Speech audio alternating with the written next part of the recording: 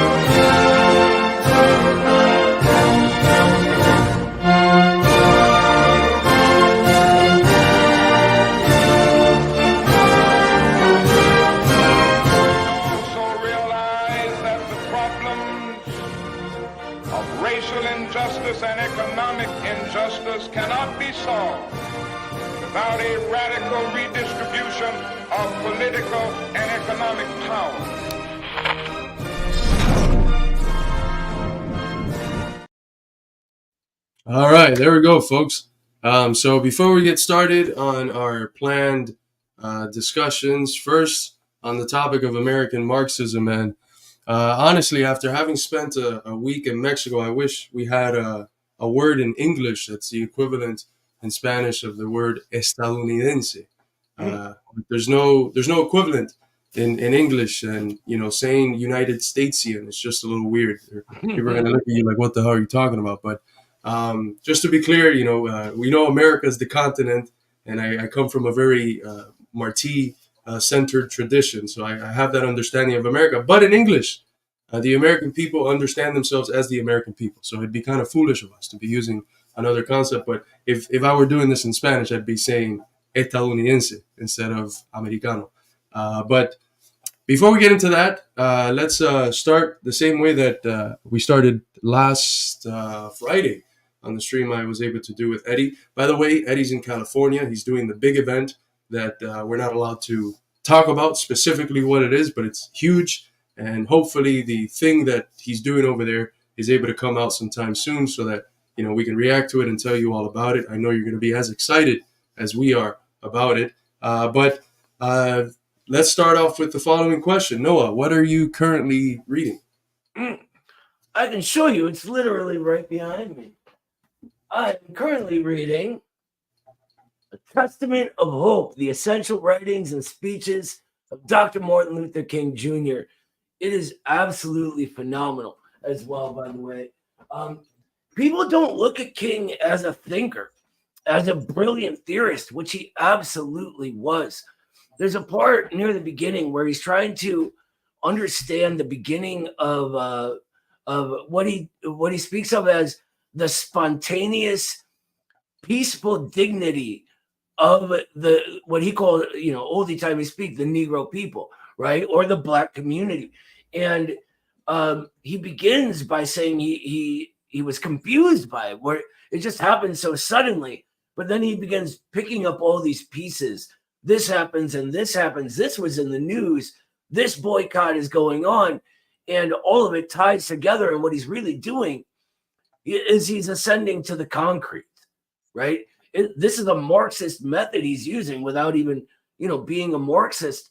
And I think a lot of American thinkers, honestly, don't get that sort of theorist title, if you will.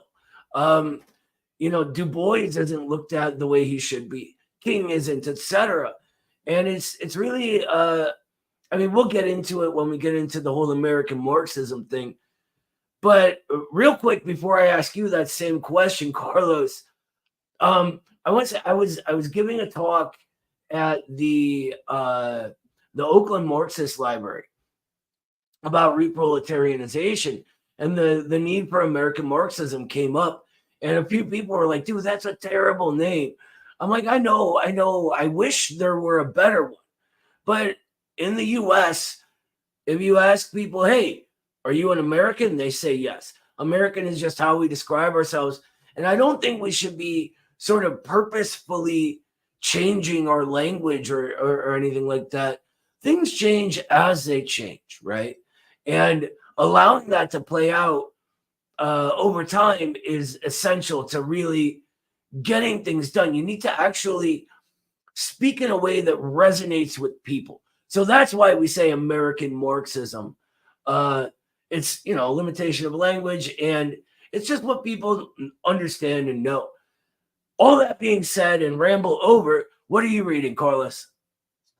Well, before I get to that, yeah, I like that point on how MOK is not read as what he should be read, which is a very important and foundational thinker. He's someone who, from a very young age, he was a part of Hegel reading groups. So, in terms of philosophical outlook, he's grounded in a dialectical worldview. It might not be dialectical materialism. Of course, there's always the religious component that's a part of his worldview, but he is a lot more dialectical than other parts of the American tradition of thinking. And you also have this sort of inferiority complex that's rooted in the U.S. It's something that scholars would write about at the turn of the century. It's not being written about a whole lot anymore because there's the opposite of an inferiority complex now.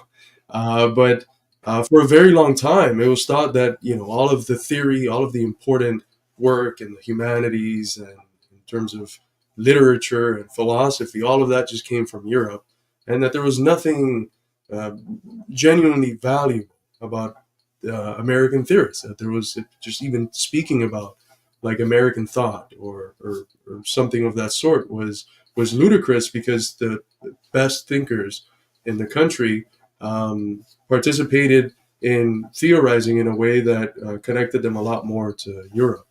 Um, that has changed in general, and we can look back now and see the ways in which some of that thinking was done with specific U.S. form, even if it was done in light of like what was going on in Europe. But um, yeah, it's something that I think has translated over to how we think about Marxist history, specifically in the U.S., and how we see figures like Du Bois, like Winston, like Foster, and others who we should be feeding off of in the process of building a foundation to understand our current society and our history through the framework of the materialist dialectic, but that we don't. We feel like, no, the only people who we should be reading or the people who we should be focusing our analysis on is just the classics, your Marx, Engels, Lenin, Stalin, Mao. And yes, that should be the foundation, but we also have a long history of people who, on the basis of that foundation, have analyzed American society and have produced very interesting developments that we should always also keep within the center of our theoretical framework. Because at the end of the day, we're participating in the struggle in the U.S. We're not in the Philippines, we're not in China, we're not in Cuba. We're in the U.S. and we need to have an understanding of our conditions, and that's the essence of Marxism-Leninism. That's not just us saying it. It's always a concrete study of the concrete, and that's what's required of us. And there's a whole lot of tendencies within the modern left, and this is what we'll be talking about today, that in their national nihilism, in their rejection of all things that have to do with American history, with U.S. history, prohibit themselves from taking up this task of thinking genuinely the forms through which the class struggle exists or has existed in the U.S. and what are the central moments in our history, what's the progressive kernels of this social totality that is pregnant with contradictions but keeps on moving forward. And we have to think through those things, because only in doing so can we understand where we're at in terms of our class struggle. And when we understand that, we can build the basis of organizing for changing the Yeah, reality yeah, currently existing.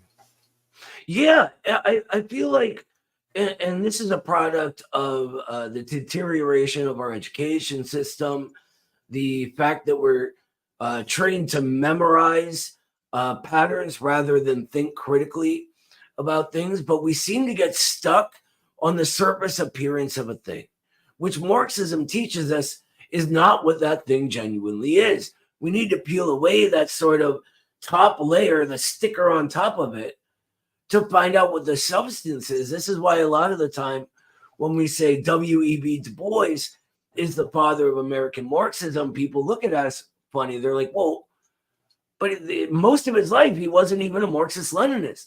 But that's not the point, right? What he said about Marxism-Leninism when he begins, working with the Communist Party isn't the point. The point is the substance of his theory is the essence of Marxism applied to the particular conditions of the U.S., right? And that's what's important, the substance of what it is. We got to focus less, and this is an ideological problem of this sort of later stage of imperialism when everything's a brand, right? But we got to focus less on the brand and whether or not that thing is what it says it is, right? So if I'm wearing a pair of Nikes, right, I buy it because of the brand, but my other pair of shoes are just as good without that brand, right? The quality of the shoe is what's important for actually understanding the shoe, right? And it's the same with communism. Just because someone calls themselves a communist or says they're a Marxist doesn't mean they're using Marxist analysis. We need to know the substance of it in order to understand if they are or not. Absolutely, brother. When I get to some of these comments, Ellie asked, where'd I get this hat? I got it from Mexico. It was a street vendor in Mexico City. And I was like, that's nice. And it was like $4. So I decided to pull the trigger. Jay has an interesting series of comments here. I attended the CPUSA Peace Conference today. I like CPUSA for international connections, PSL for their candidates, and their great new book. I'm guessing Jay is talking about socialist reconstruction. FRSO for its centering of Black voices and class unity, because it helps people from DSA become better Marxists. Very interesting. Yeah, we've worked with the comrades from Class Unity before. We interviewed them maybe last year, and it was an important battle that they were waging within DSA, and they've gotten to the point of realization after years of work within DSA that there's no hope for them working within DSA, and that something independent has to be done. And I think that we are at a stage in history where we have to rethink the ways that we've done politics in the past. The Marxism-Leninism, part of one of the most central advancements that it makes to Marxist theory is in the area of thinking about praxis and how it is that the working class can come to power and then govern a radically new mode of life, new state institutions. And it develops the concept of not only the dictatorship of the proletariat in a more concrete sense, but the concept of the new party, a party of a new type. This vanguard party is a creation that was perhaps the kernels of it were already in Marx and Engels, but it gets fleshed out by Lenin and the Bolsheviks. And we live in an era, 100 years after 106 years specifically after the Bolshevik Revolution. We should think through whether this same strategy is the best one for us today, or whether there's other strategies that could work in the process of building a movement that can bring the working class to power and then begin to change the order of things. And the way that I think is likely in our time, because of the technological developments that we have, is through a series of networks. So it's great to see these different organizations that focus on on a variety of different things and do good work in their areas. But what I would hopefully like to see at some point is an elevation to the level of consciousness where they can begin to network together, and there could be a sort of network of all of these different orgs that are doing, RBN is another one. They've been doing work over the last year in their respective places where each one of the 5 key RBN members live, and they're meeting some of the needs of their communities, interacting with people, gaining the people's trust, changing their minds and hearts. And I don't see why it would be impossible to think of a form of political activity that's grounded in having the work that all of these groups do separately sort of come together in a variety of different long-lasting and consistent coalitions. And maybe if a new party grows out of that, so be it. But we have to be creative. That's the central thing that I think has limited Marxism-Leninism. Sometimes there has been problems of dogmatism, of just wanting to follow through on the old way. We have to remember that it's always the method that's the heart and soul of Marxism-Leninism, and that requires us to innovate, to be creative, to take new circumstances, reevaluate them constantly, and see if there's better ways of doing things than how we were doing them yesterday or last decade or in the last century or something. And that point of being creative is so incredibly important. Carlos and I were actually talking about this on the phone earlier today. That dogmatic thinking, it's important to understand that it's inherent in all of us. We all sort of begin like this, right? So it's not sort of us ragging on people. It's just that we need to overcome it. So we got to keep talking about it, right? I mentioned earlier that sometimes people look at it, we say scientific socialism or the science of Marxism-Leninism, and they look at socialism as if it's a science experiment, right? Like we need to try this, and if it doesn't work, we try something else. And if we try this and it works, then we apply it to every place. We need to think creatively. Instead, that right there is a problem of dogmatism. And people just go, oh, well, the vanguard single party worked for the Bolsheviks. We need to do what worked. But that, again, is dogmatic thinking. Thinking creatively is going, okay, what can we pull out of the Bolsheviks, right? What can we understand about how it applies to our situation? And then what is different, right? What is the universal? What Carlos mentioned that Marx, even this is in Marx and Engels before Lenin, what Marx called the conscious thinking fighting party of the proletariat. What does that look like in the US of 2023? Right? Because, let's look where we are. Just a very broad general gist. We have the Communist Party, which is coming out of a very, very dark period. And it is beginning to rebuild. We have PSL, and then we have a bunch of small groups, right? None of these groups are big. Don't get me wrong. None of them have power at all on their own, right?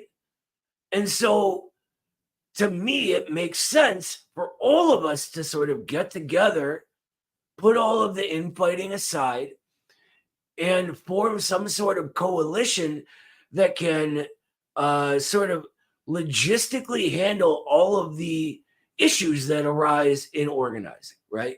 So Carlos mentioned RBN doing, these awesome charity events and stuff like that, helping out people in their communities, winning hearts. Mutually. They wouldn't like the term. Yeah, mutual aid.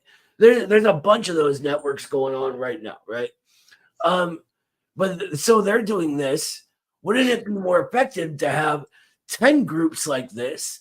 And then you can look at your map, look at the data other parts of your organization have collected, and then send groups to these areas where it's necessary, right? The more of us there are, the better. I feel like that's not really a deep theoretical insight,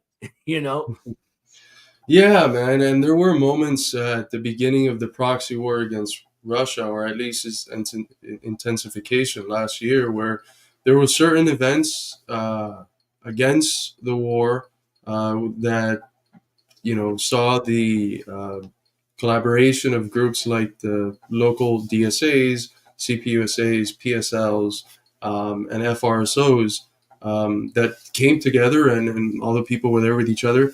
And there was recently a video that Lady Izdahar made. Wonderful comrade. Make sure you check out her work if you haven't already.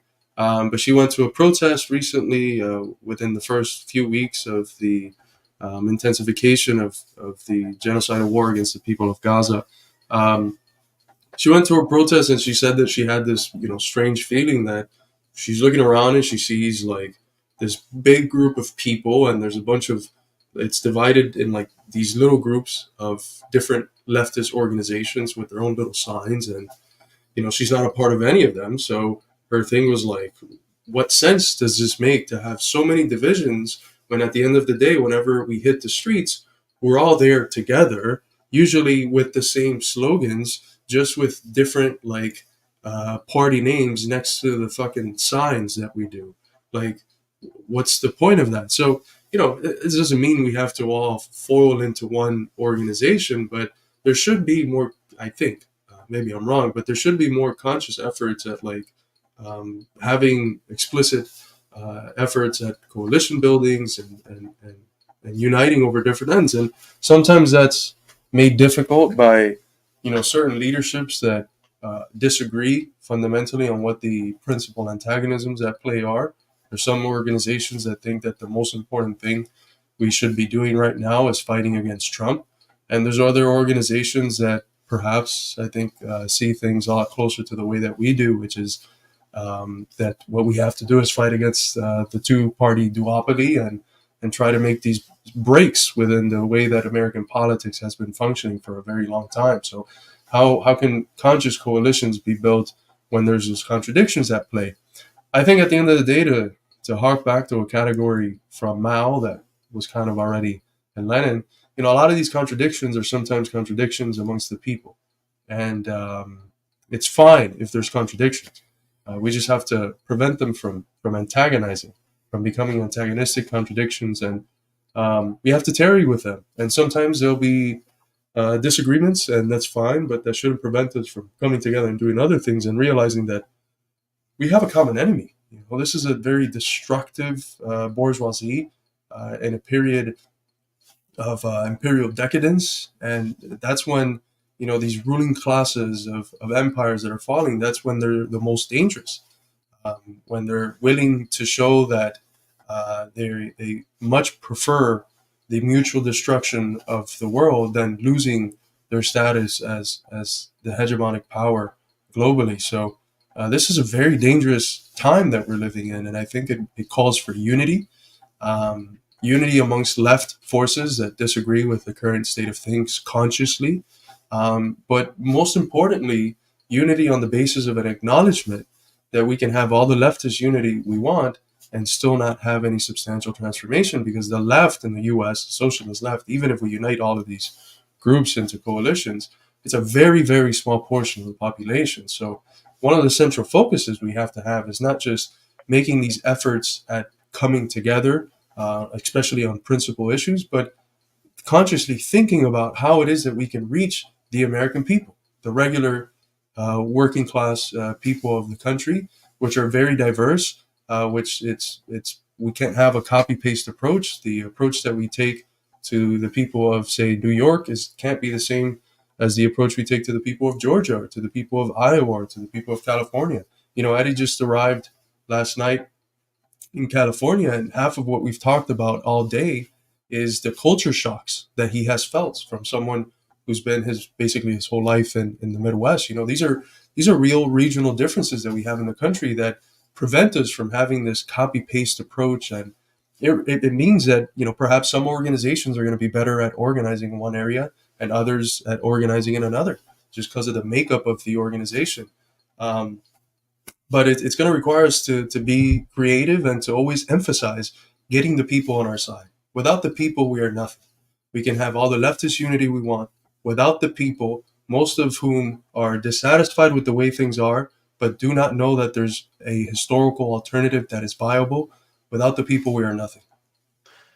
That's so well said, brother. I think this is why American Marxism is so necessary in our era, because the central point of it is understanding why these problems all arise, and all of these left groups all hate each other, and why the working class in general is not a fan of the left, right? And the left isn't a fan of the working class.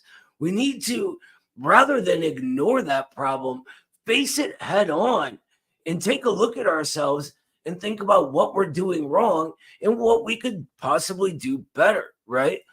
I mean, think of it this way. We have all these groups right now who, in general, just preach to their group, right? They preach to the people who already agree with them.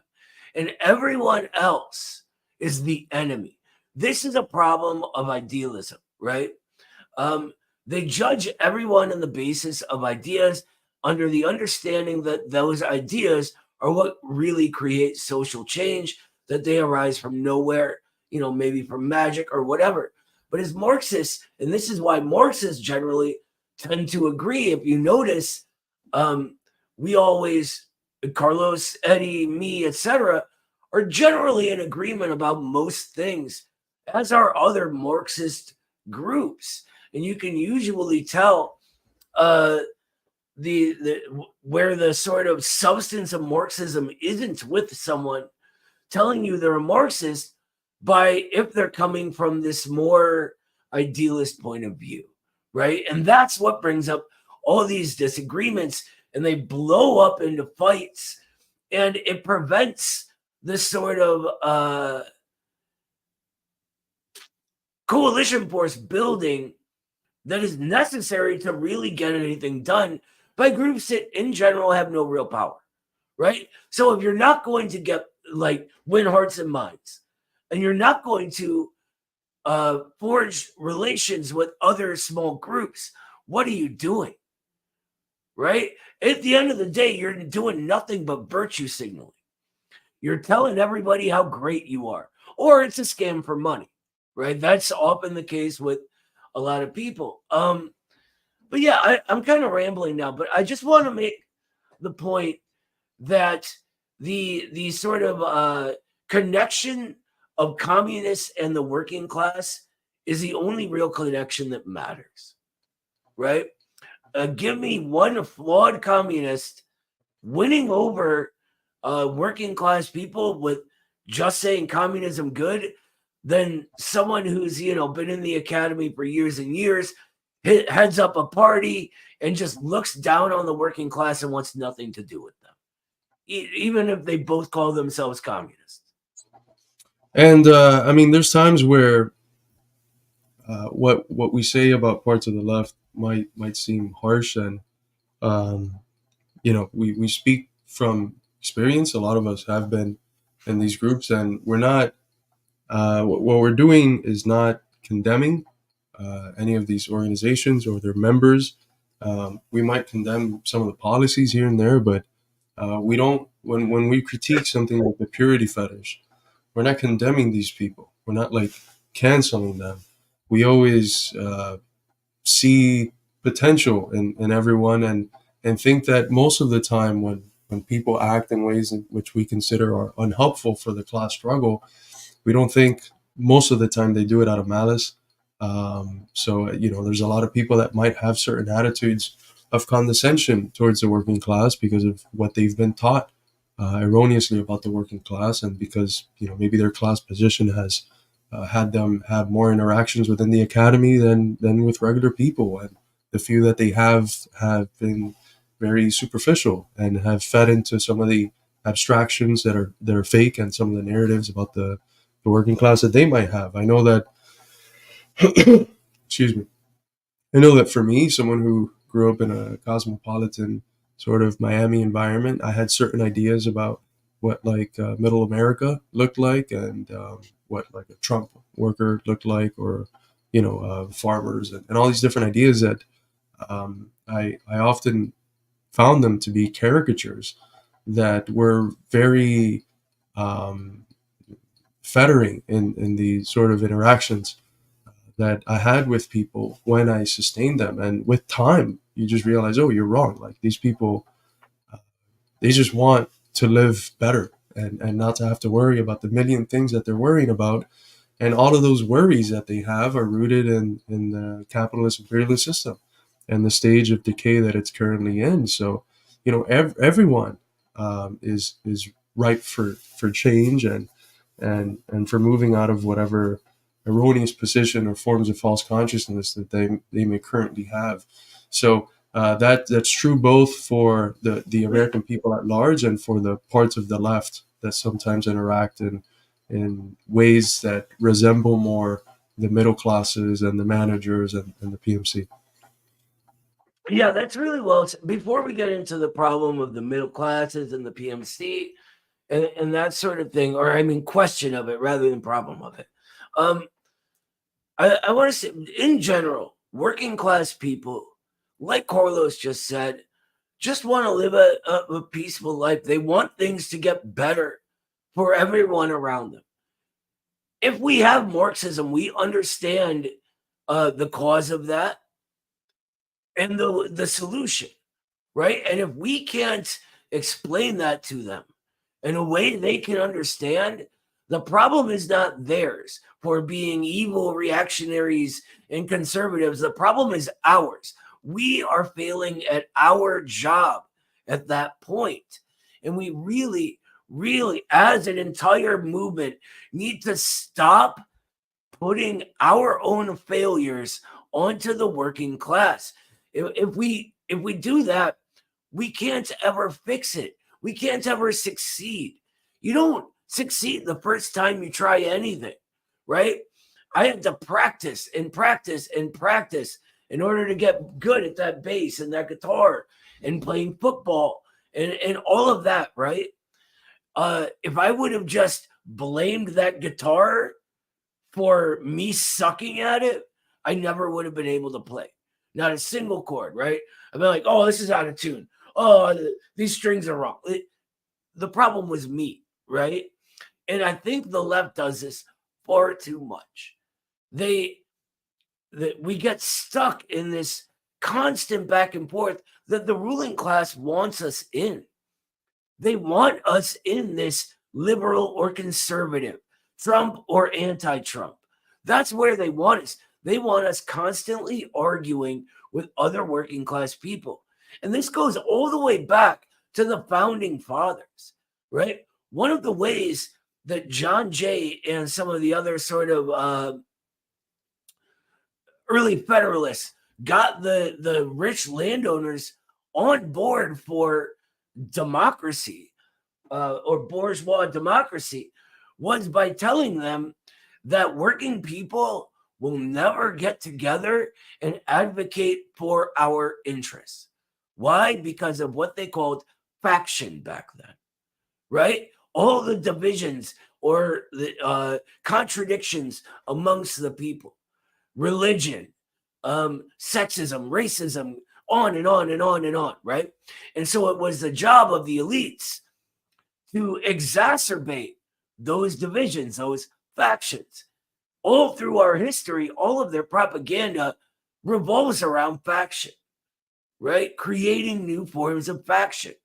Always, this is what we're doing, or they're doing. I'm sorry. The new sort of wokeism and argument about bathrooms and all of this has a general kernel like they all do.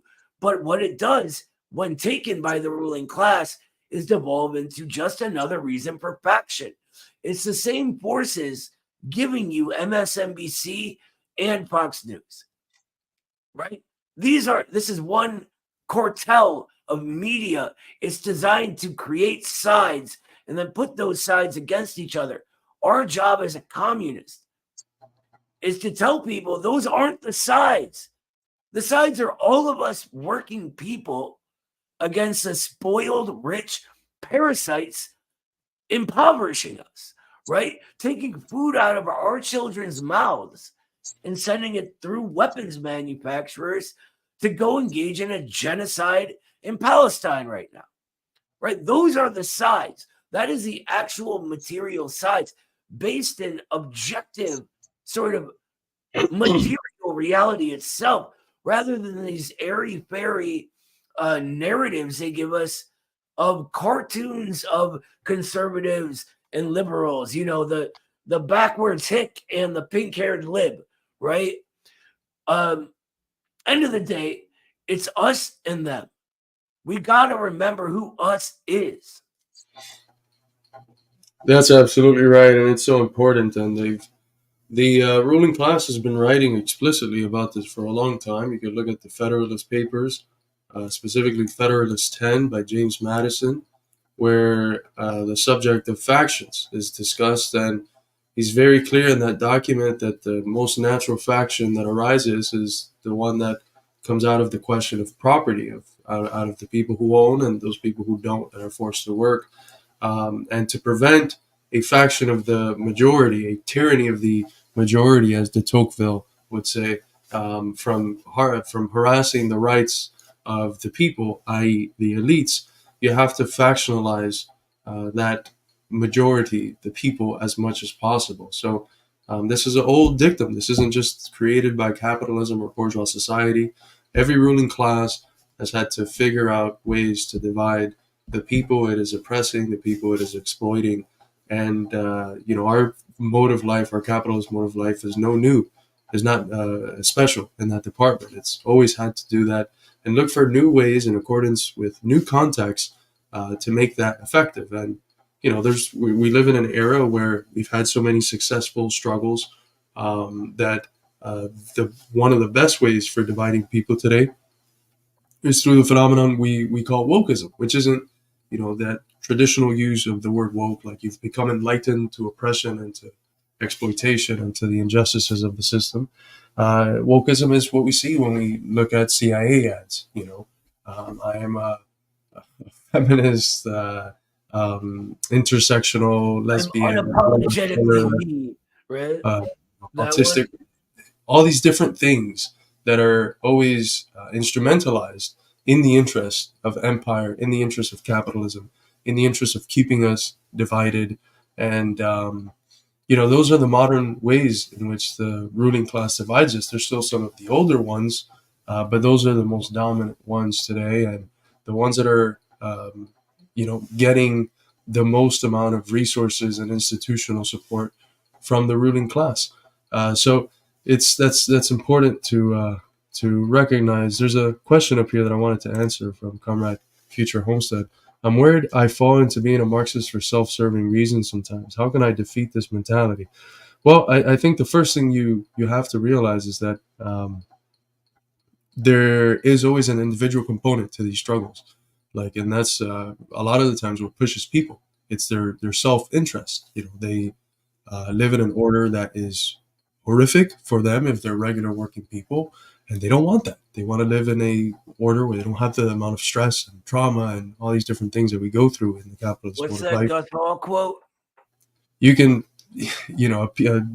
say as many things as you want to the people, make as many rational arguments as you want, but if you're not appealing to their self-interest, if they can't see how it is that what you're saying is rooted in their self-interest, they're not going to act in the ways in which they need to act according to their objective interests. So, having that individual component, don't feel guilty about that. I do think what ends up happening is that once the material necessities and the everydayness pushes us to be radicalized, it's extremely hard for us, once we develop these principles that align us with humanity and with the movement of history, it's extremely hard to be corruptible. I think about it often. If the bourgeoisie came to me and told me, here's $1 million stipend on a yearly basis for you to start writing about Plato and stop this Marxist work, I can't even envision a world where I would say yes. It's just not possible. So I think what ends up happening is that out of material necessity, we're pushed into these movements, and with time, our principles harden, and we become unbreakable. So don't feel bad about the self-interest. Let me jump in real quick on this. If I was offered money, right? If I was offered $1 million to begin sort of distorting Marxism and lying to people, right? This is a problem because people do get offered money or do just organically make money off of distortions of Marxism, right? So what's the answer? The answer is each other, right? The answer is being part of something bigger than yourself and all of you educating yourselves, right? If one of us in the Institute started talking stuff that wasn't Marxism one day, it would be immediately apparent to the others. Immediately apparent, right? And what we need to do is bring that education to the organizations and political organizations we're in, right? So the Communist Party, get an education program in, right? If you're in the party or wherever, say, hey, let's all take this Marxism school class Midwestern Marx puts on, basics of Marxism. It's all free on the internet, right? Let's all take it. That way, everyone all around you has the very basic gist of it and can do their own Marxist analysis. That way, you can't be fooled by a slick, sort of sophisticated lie campaign, right? You can't be fooled by liberalism dressed up in a revolutionary aesthetic. Because when you have that Marxism, your conclusions, like I was saying earlier, are all going to be very similar. To answer your question, Future, also, besides that, just on a personal level, just always be cognizant of that. Like when you're doing it, when you notice yourself, maybe it's like you're feeding your ego or something like that, right? Just acknowledge that you're doing it, right? That general, when you do that, you get a sort of negative feeling about yourself, right? Like, ugh, that was kind of gross, right? And the more you think that and say the sentence in your head, the less you actually begin engaging like that. If that's what you meant by it, I'm not sure. I'm kind of guessing. Yes, Sam, Comrade Sam, good to see you, brother. Recently got back from a pro-Palestine march. I Hell yeah. think it might have been the one that Danny's also at. Let me see if I could share a screen real quick to show the people.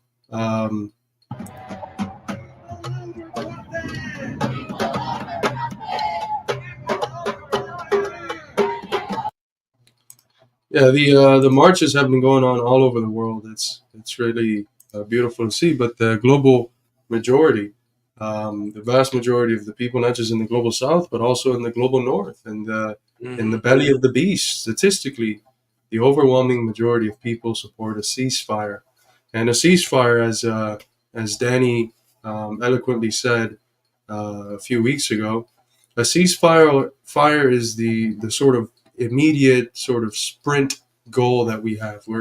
We have two races. One of them is for this longer anti-colonial struggle to bring down the current Zionist apartheid entity of the State of Israel as it currently exists in these conditions as a colonial outpost of the U.S. and create one state of political equality for all the people, irrespective of any differences of religion or other differences. That's our ultimate goal. That's our marathon. Our sprint right now is to stop this massacre, this exterminationist war against the Palestinian people. And the calls for ceasefire there are the center part of it. But we should never lose sight that, ceasefire as soon as possible, but it's a larger fight against this imperialist entity of Israel. And this is one of the things American Marxism covers is the importance of understanding universals and particulars. But just real quick, I pulled up on my screen, Alan McLeod from Impress posted this. This is one of the demonstrations going on in London. I think this was yesterday. Over 100,000 people there. Look at that video. You can't move in that street. That's all people raising their voice against genocide. One of the big things, and I'll get this off the screen. One of the big things that the ruling class needs as part of any of its war efforts is the propaganda fight. And they're losing this one. So no matter where you are, no matter in what small way, raise your voice. If it's just posting on social media, add to that algorithmic push, right? Everything you can. If you can go to a demonstration, great. If you can get organized by one of the groups putting these on and do something more. Like recently, I forget which groups, but I know Manny from People's Forum posted about it. They took over the inside of the offices of BlackRock, right? Now they're not shutting them down fully, but this is what's up, right? If you can get organized into a group doing something like this, that's the way to go, because they're only going to stop when we hit them where it hurts, in the wallet, right? If you can shut down something like BlackRock offices in multiple places across the country, that shuts down the biggest financial institution in the world. And that's gigantic. That's everything. That is power. Absolutely. And we were talking about this on Friday, the importance of bringing in more the working class element of our societies into these struggles, getting trade unions involved, getting workers to start thinking about, strikes or preventing weapons shipments going to Israel. And there's some countries where that has happened. We showed videos of more than 200 workers at L3 Harris in, I think, Quebec and Ontario, Canada, fighting and protesting outside of this weapons manufacturer that's providing weapons that are being used to kill one child every 10 minutes in Gaza. But we had some people that there was a comment on the video that said something along the lines of our point is disproven by the fact that these protests are being led by the blue-haired PMC, which was a very strange point, because we've done the complete opposite of belittling these protests. Every stream we've done, we've showed them, we've applauded them, so we've participated in them, we've reported from them, we've shared them online. So we're not against these protests. The opposite. We're fully in favor of it. But we're just saying something that is evident also to the people in these protests, that if the heart of capitalist society, which is the workers that produce the things that are then realized into profit by the capitalists, if these parts of our societies are able to strike in those pressure points, the fight that we're waging against the imperialists, it's much stronger. We're actually fighting and hitting them at the pressure points, and it's almost like a self-evident point. But movements like this are developing, and I wanted to show a video of trade unionists explaining precisely why it's important for the working class to show solidarity with its brothers and sisters in occupied Palestine, and to fight as hard as they can for a ceasefire. So let's give this a watch.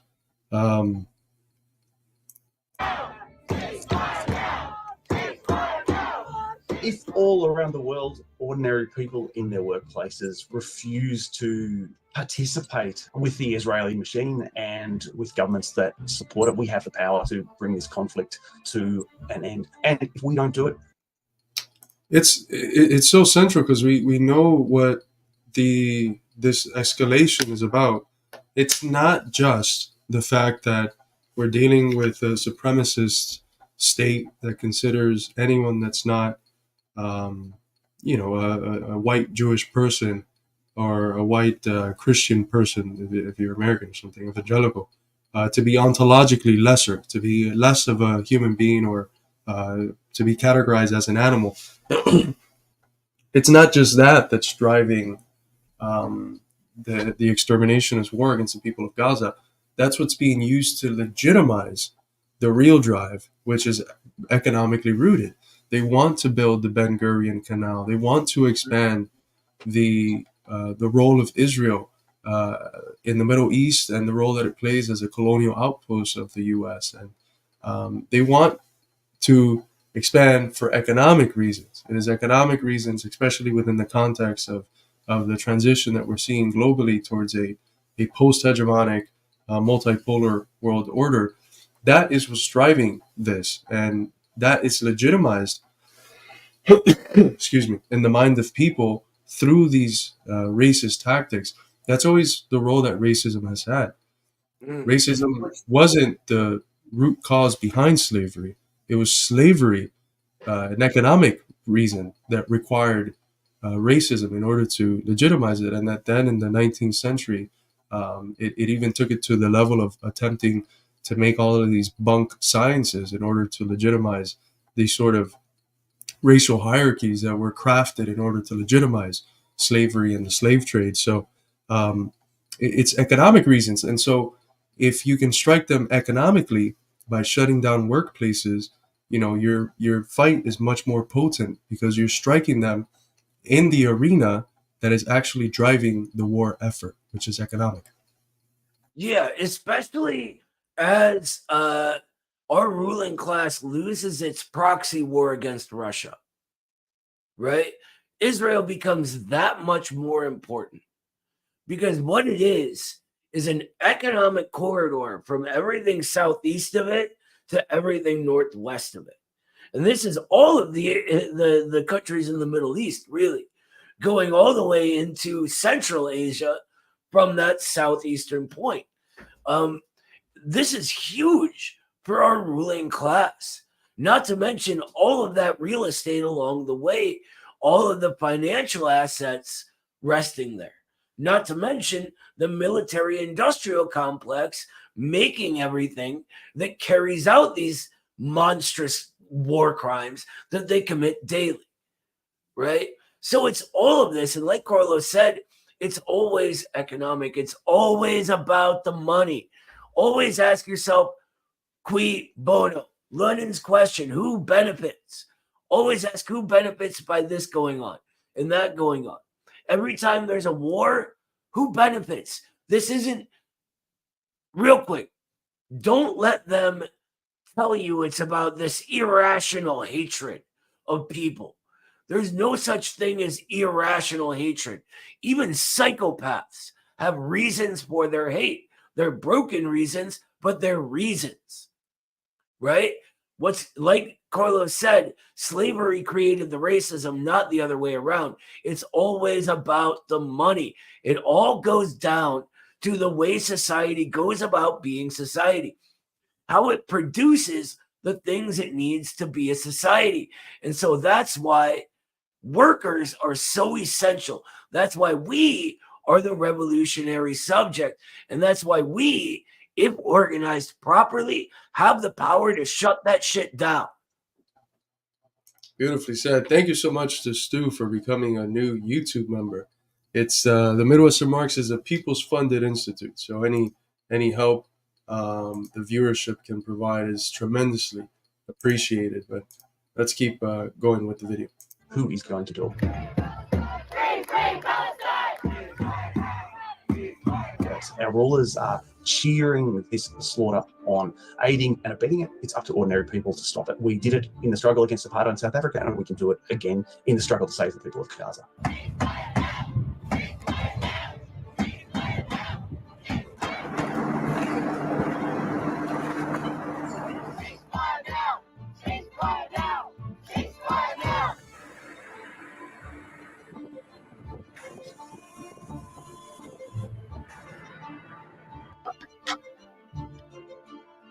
Any kind of racism is abhorrent to the trade union movement. That's why trade unions stood up against apartheid in South Africa. And that's why increasingly trade unions are standing up against the slaughter in Gaza. As unionists, we have a tremendous power if we wield it.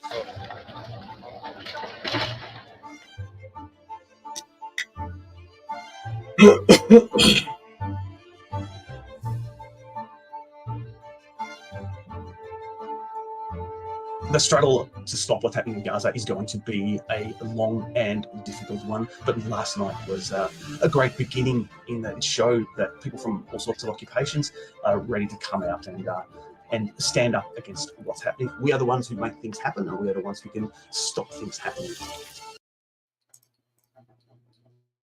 So that was beautifully said. Those were trade unionists, and there's more and more of them around the world that are standing up for the Palestinian people and are standing up against genocide, and that are seeing this fight not just as one that's done out of a sense of empathy, even if at the emotive level that's what's driving a lot of people. I'm outraged every time I open the phone and I see what's being done to the Palestinian people, but who are also doing it on the basis of an understanding that they're fighting. The fight that they have in their respective countries is against the same class organized internationally and not divided by race or by statehood or religion or anything. The ruling class, the capitalists, never divide themselves in those forms, as Henry Winston taught us. They realize that the fight that they have in their country against this class is the same fight that the Palestinians are waging right now against this genocidal war of Israel. So that's absolutely beautiful to see, and that shows a tremendous development in the class consciousness of the international proletariat. Yeah, well, I couldn't put it any better myself, brother. I think the reason that this hits us in the pit of our stomachs every time we open our phone, because it's everywhere. You can't get away from it, right? The reason it hits you in the pit of your stomach and turns it, and it seems just so repellent what the state of Israel is doing, is because we can recognize the Palestinian people as a reflection of the same process we go through, right? The process of a people developing. And that process is driven by class struggle. Thank you so much, Cobra Commander. Hamas are heroes. That's awesome. We have a good video of a veteran saying something similar. Guess who just worked a full day with no break and is super excited to be here for the stream? This guy, the people's moderator, the great, the legendary Cobra Commander. Thank you so much, brother. As we just mentioned, the institute is a people's funded institute. We don't have Soros money or any benevolent communist billionaire. Although, if there's any benevolent communist billionaires out there that want to fund the People's Institute, we're talking to you, China. But anyways, thank you so much, brother, for the $20 super chat. Yes, thank you. Thank you, Victor, for the compliment on the hat. We've gotten a lot of compliments on this hat. We might I think it's stupid. Huh? You think it's stupid? Yeah, it's like the undergrad who has been a socialist for 3 months and now just buys a bunch of. It's like this one too. Here we go. Memorabilia. What is that one? Oh, it's the Cuba one. Yeah, I got this in Cuba. The go-to of all the little Cuban grandpas in Miami, who are deeply anti-communist. I am an old man, so I like to dress like an old man. So I need that, the white hat. It's like one of the ones with the flat. It's totally an old man hat. It's got like the strap in the back. Called a dad hat. Yeah. Oh man! But I wanted to show this short clip from a speech that Cornel West gave. This is so good. Comrade Alan McLeod from Mint Press News, whose work is just terrific. If you don't follow it, please make sure you do so. But this is a 2-minute clip, and it's very, very powerful, very moving. It's Cornel West at his best. So let's give it a watch. Years have been terrorized, traumatized, and hated, and we dish out love warriors and freedom fighters every generation, which means that we stand in solidarity with anybody who's occupied, anybody who's subjugated, anybody who's exploited, and that's why we focus on Gaza at this moment, because a genocidal attack is taking place. Yeah. 10,000 dead and 4,000 precious children. And don't let anybody tell you that because you love Palestinians and Palestinian babies that you hate somebody else. It just doesn't follow what our brothers and we don't hate Jewish brothers, we don't hate Jewish sisters, we don't hate Jewish siblings. We loathe, we hate a vicious Israeli occupation. We loathe and we hate a vicious siege against Gaza. And the least we can do at this moment of overwhelming barbarity is have a ceasefire. And yet you got these cowards in Washington, D.C. talking about a humanitarian pause. Please get off the crack pipe. Wake up. See the humanity of precious Palestinian brothers and sisters. And the American empire has the nerve in this building to veto a humanitarian pause with our precious Palestinian brothers and sisters being bombed. What kind of country are we? What kind of people are we? And we send a message to Palestinian brothers and sisters and siblings in Gaza. You are not forgotten. We see you. We focus on you. We give attention to you. And it doesn't mean that we're not concerned with our indigenous brothers and sisters. That was so powerful, man.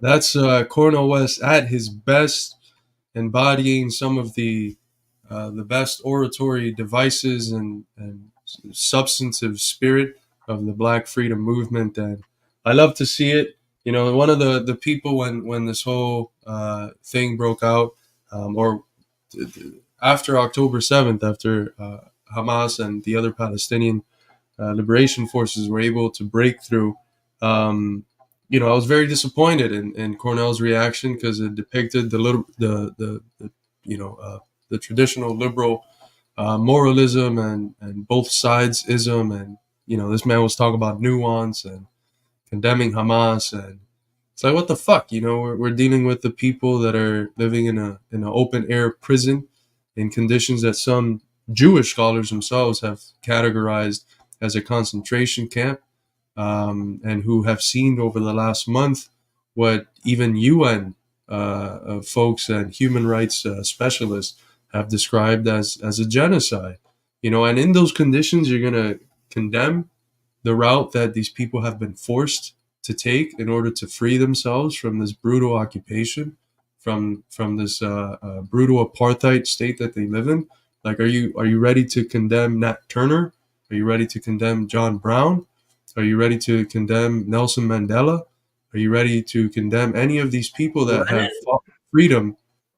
fought for freedom, by the means that was forced upon them by their oppressor? You know, the oppressed never choose violence as the first option. No one wants violence. You're forced into violence because your everydayness is governed by the violence of the occupying, oppressing, exploiting force. And it is out of that quotidian violence that you're forced into on an everyday basis that you realize the only way out is fighting back and picking up the arms. So, you know, I don't care how many ideological disagreements I might have with the forces that end up leading that charge. I'm not going to condemn them, because that's the route that people have been forced to take in order to free themselves. So I was very disappointed when Cornel came out and said those things, which, to be fair, are predictable when one understands the ideological standpoint he's coming from. But, you know, it goes back to what we were talking about earlier of, you know, the two races that we have ahead of us. We have a sprint for a ceasefire to prevent the extermination of the people of Gaza. And then we have a marathon for the general anti-colonial struggle of the Palestinian people, so that they can get their historical land back and have one state that you know, treats everyone equal, irrespective of religion or any other background, and that upholds, you know, human rights and some basic democratic standards. But right now in this sprint, and with the speeches that Cornel just gave, that's he's definitely an ally and amongst the best. I haven't seen a moving speech like that in a while. I think it's almost up there with the one that Claire Daly gave a few days ago that we reacted to. So I love to see it. Yeah, I think we were all pretty disappointed with his initial reaction. So it's amazing to see this. That spirit and passion is what he's known for, and one of the reasons we were so excited when he first announced he was going to be running for president, because we've been seeing these speeches for a long time.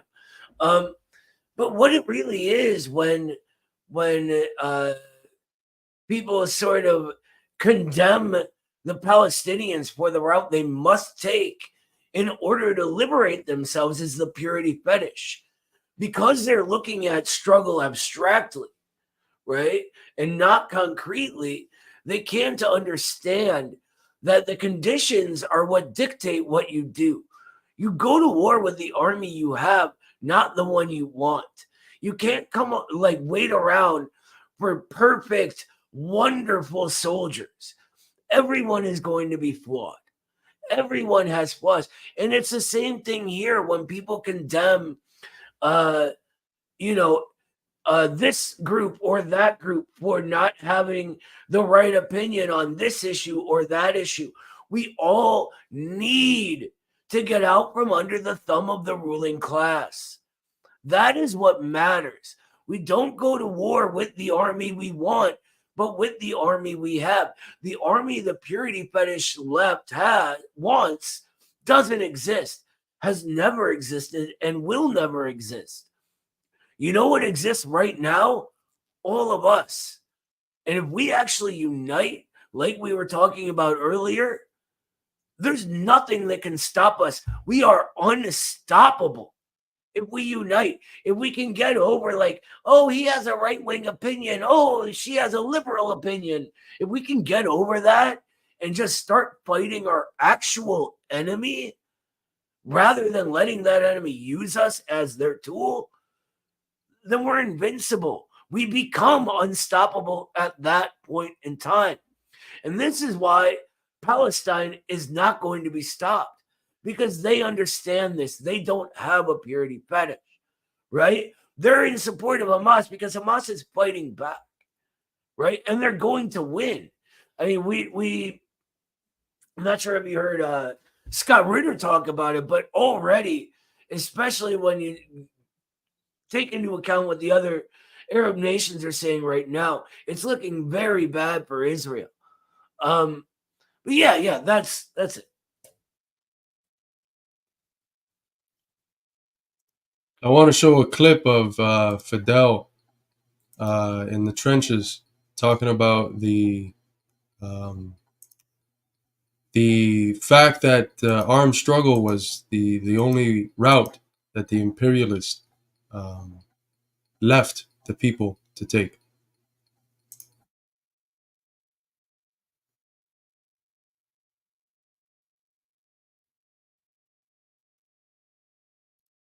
On the question of whether the armed struggle is the only path for liberation,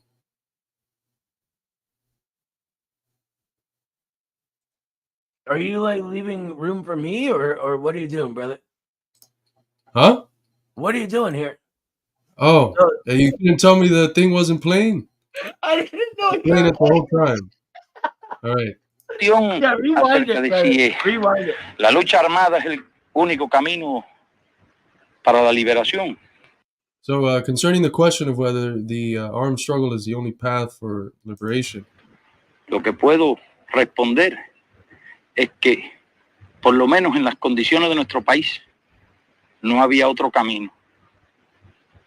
what I can answer is that at least in accordance with the conditions of my country, there was no other path. Y en nuestra opinión, en las condiciones de la inmensa mayoría de los países de América Latina, no hay otro camino que la lucha armada. And in our view and our understanding of the conditions of the other countries in Latin America, there isn't any other path besides armed struggle. He changes this last opinion later on, but the point is that the armed struggle is the route that's forced upon the people by the ruling class. It's not the route that the oppressed take up, spontaneously because they, fetishize violence or something. There might be some middle class voices in the Western left that do fetishize that violence, but violence is always the last means that people take, conscious of the fact that they need to be freed by any means necessary. By any means necessary doesn't mean you pick up the arms as the first thing you ever try to do. By any means necessary means that you're willing to fight even if it means picking up the arms. It doesn't mean that the arms is the first thing you go for. It means that if that's what it takes, that's something you're willing to do. But I Yeah, don't know if you want to comment on that before we go to our next story. No. yeah, it's just no matter, and this is one of the reasons violence is always our last option, right? The ruling class, when this happens, will always paint us as bloodthirsty psychopaths, right? And so when we have these sort of middle class people, new to the left, posting guillotine memes all over the internet, it just makes us look childish, number one. And number two, allows them to use that against us. So when we begin getting serious, we have to remember to stay serious. And if you're genuinely thinking seriously about how to develop the contradictions towards revolution, towards the sort of nodal point of change, right? Then you can't, your mind doesn't go dogmatically violence. Well, Lenin said violence, so we do violence, right? That's childish thinking. That is what Lenin would call left-wing infantilism, right? Instead, simply ask yourself, what is the best way to get this done? And if it comes down to violence, we're at a point when the state is crumbling already, when it's lost its legitimacy to the people already. And if we're even considering such a thing, the people overwhelmingly already support communism. So before any of that, don't even bring it up. There's no reason to. Also, yeah, Eddie, all right. Are you texting him now, brother? Yeah, I sent him the link. Awesome. We got a super chat here from Comrade Stu D. Thank you so much, brother, for the $5 super chat. I have to reiterate that this is a people's funded institute, so all of these donations are tremendously important for keeping up the work that we do. What's the name of that guy you are debating? Right now. There he is, yeah. Talking to millions of people about communism. But what's the name of that guy Noah debated who was up in arms about China's human rights? Isn't that Drew Pavlou? Yes. Yeah. He's like a semi-famous anti-communist propagandist type guy. He goes around saying wild stuff about China. He got arrested for harassment, I think it was. He was holding up a sign in a Chinese neighborhood that said, Xi Jinping fucks your mother. So that's, yeah. But it was a good conversation. I think the kid is just very easily, like a lot of young people, grows up, learns this bourgeois mode of thinking, and then gets manipulated by these slick propaganda campaigns to push people where the ruling class wants them. And so he fell into that because he's an emotional guy. He gets up in arms about China's human rights because he genuinely believes everything he hears about China. There's just no skepticism there.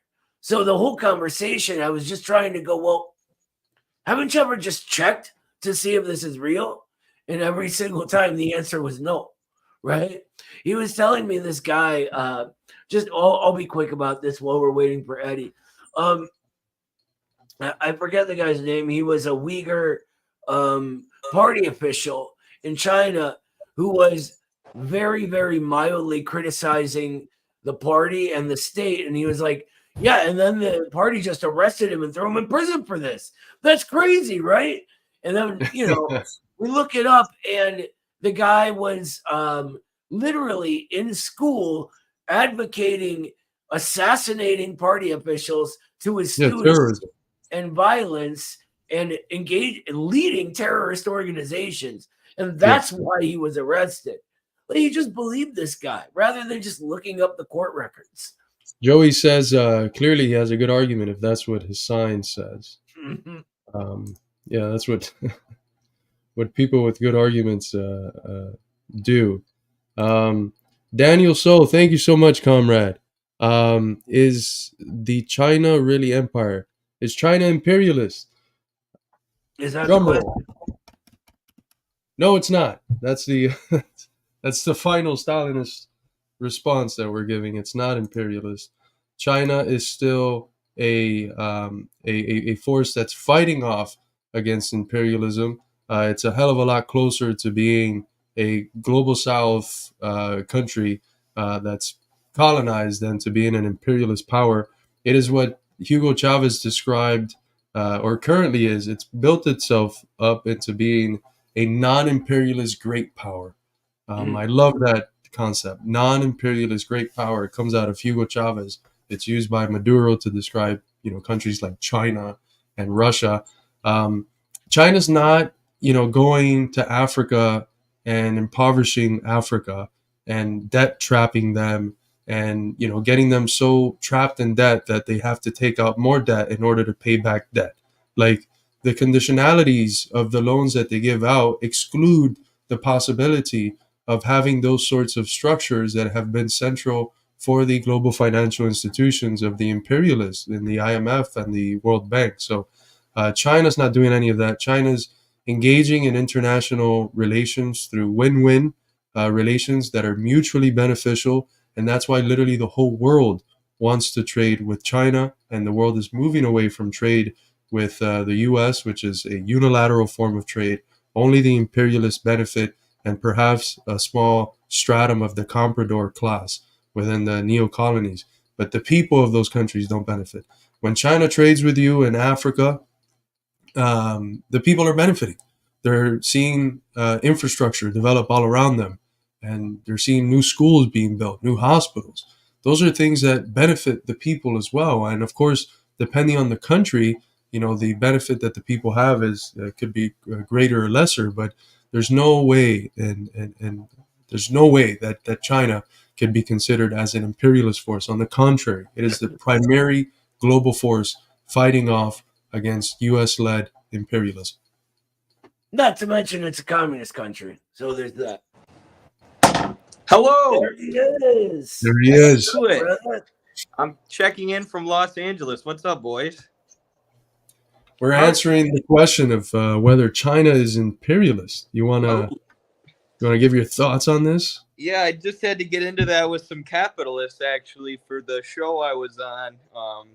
They cut me off before I could say that the loans that China is giving to these countries are very similar to the loans that the U.S. gave to West European countries with the Marshall Plan. They're all around the same interest rate, around 4%, which is next to nothing. And when these countries do start to accumulate debt, China's been known to cancel it, which is, I mean, imagine the IMF and the World Bank doing that. It's hard to imagine. So just because China's got finance capital doesn't mean that they're imperialist. It's a socialistic form of finance capital, really. Yeah, I also had to hear about how China's doing a Uyghur genocide about 1,000 times. Oh, God. I was going to ask you how it went, but it's that bad, huh? It was actually, I'm making it sound worse than it was. It was actually pretty awesome. When you're sitting, I don't want to give away too much. NDA. But when you talk to people face to face, it's a lot easier than talking to Destiny or Vaush over stream. Yeah. When they're just being dickheads and trying to dunk on you. Because I made friends with the people right away. Like you guys would have too. That's great, brother. I'm so excited. We're so proud of you, brother. We're excited to see it. Did they tell you when it's going to come out? No, I'm planning on texting the producers and asking because obviously people want to know. Yeah. I think it's interesting. You mentioned finance capital being used in the service of socialism, and when especially younger Marxists or Marxists that have been just born and bred on the purity fetish and they can't think dialectically, they see, finance capital. Lenin says finance capital is imperialism, and this, and they aren't able to distinguish one form of finance capital in the way that it's used by the imperialists and the way that it's used in a very constructive and developmentalist manner by the Chinese, which is the opposite of how the imperialist finance capital functions. The imperialist finance capital keeps people poor. That's one of the wrong predictions that the early Marx had. Marx thought that, when capitalism expands, It's going to bring this development to all of these countries. It's going to develop a modernized proletariat, and it's going to create the conditions for them to have a socialist revolution. It wasn't the case. Imperialism did the opposite. It drained these countries. It kept them poor and underdeveloped because what it exported was capital. It didn't export commodities like Britain did in the 19th century. It exported capital and specifically it used finance capital to control all of those operations. That's not what's going on with China now. And unless you can see the role that their finance capital plays in its in the position that it plays in the development of Chinese policy over the last few decades since the founding of the PRC in '49, unless you could see the role of finance capital in the interconnections that it has in terms of geopolitics, unless you could see it from the angle of geopolitical economy. That's a concept that our friend Radhika Desai developed, which all it means is that unless you could see it from the standpoint of the totality, of the global economy, you aren't able to make the distinction which is there between imperialist finance capital and the way that it functions in China. And what that requires is the dialectical analysis, seeing the contradictions at play, seeing it in its movement, seeing it in its interconnection, and from the standpoint of the totality. So that's why we always emphasize it's important to have a firm theoretical baseline so that when all of these issues arise, even some of these more complicated ones, we're able to go the distance. We're able to go deep and realize, no, this might look like this, but it's not actually that. Let me explain to you why, and then we concretize that argument. What were we saying earlier? Educate yourselves, educate the people in your organization.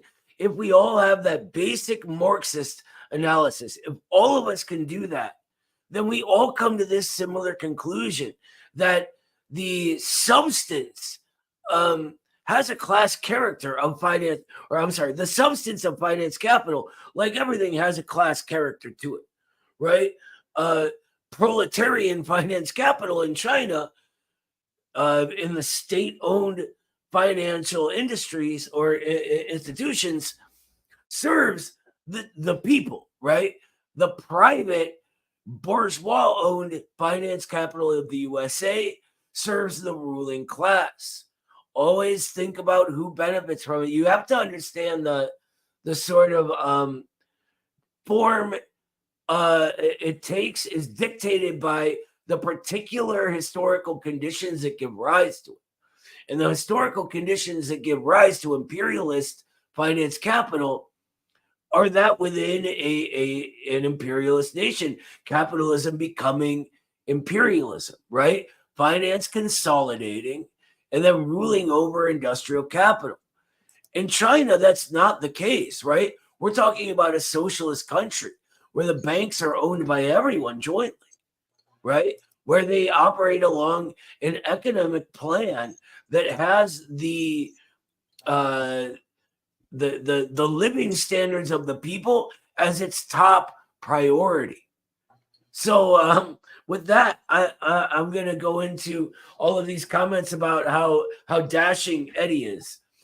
Some people are saying he's morphing into a California liberal. Like California Danny, the surfer. Oh my God, we got to pull that picture up. California Danny. Yeah, me and Danny and I recently hit the beach. We're moving into a big house in the hills in Inglewood. I'm going over to Destiny's house later to get my hair dyed blue. Oh my God. No offense to any folks out there.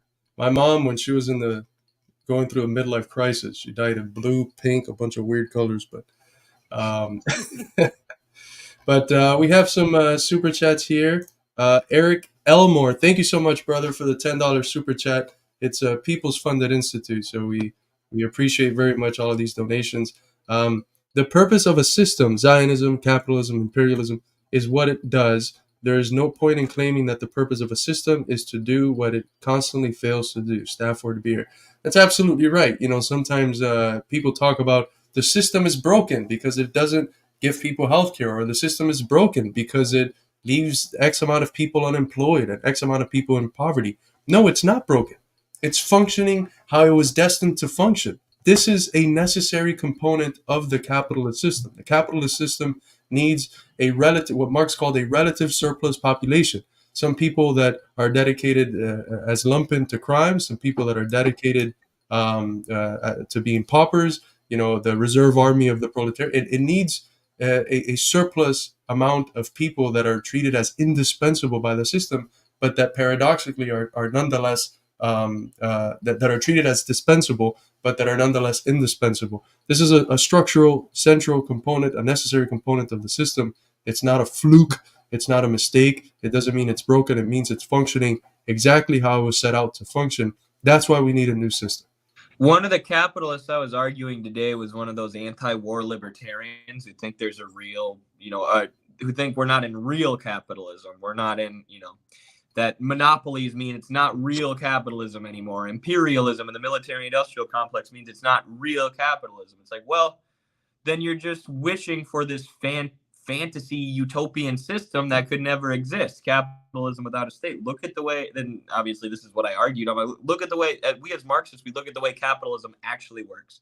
It incentivizes accumulation. It incentivizes capitalists to concentrate as much capital as they can and monopolize the market, which then incentivizes them to go abroad and do imperialism, which has incentivized them to side with neo-Nazism and side with Zionism and side with these fascistic ideologies every time because it's in their economic interest. So you can't say, this is imperialism, this isn't capitalism. No, this is capitalism at a certain stage of development, right? You can't look at what you wish capitalism would do and then say that's capitalism and everything that it actually does in reality that I don't like is not real capitalism, right? You have to engage with capitalism for what it is, which is an inherently contradictory and flawed system that does have its good aspects, I guess, compared to like feudalism and slavery. But it still has this tendency for accumulation, monopolization, concentration, which leads to imperialism. And it's just utopian to pretend like capitalism doesn't work that way. It's the libertarian form. Just real quick, Noah. It's the libertarian form of the purity fetish. Precisely. It's not pure capitalism. Therefore, it's not real. It's not actually capitalism.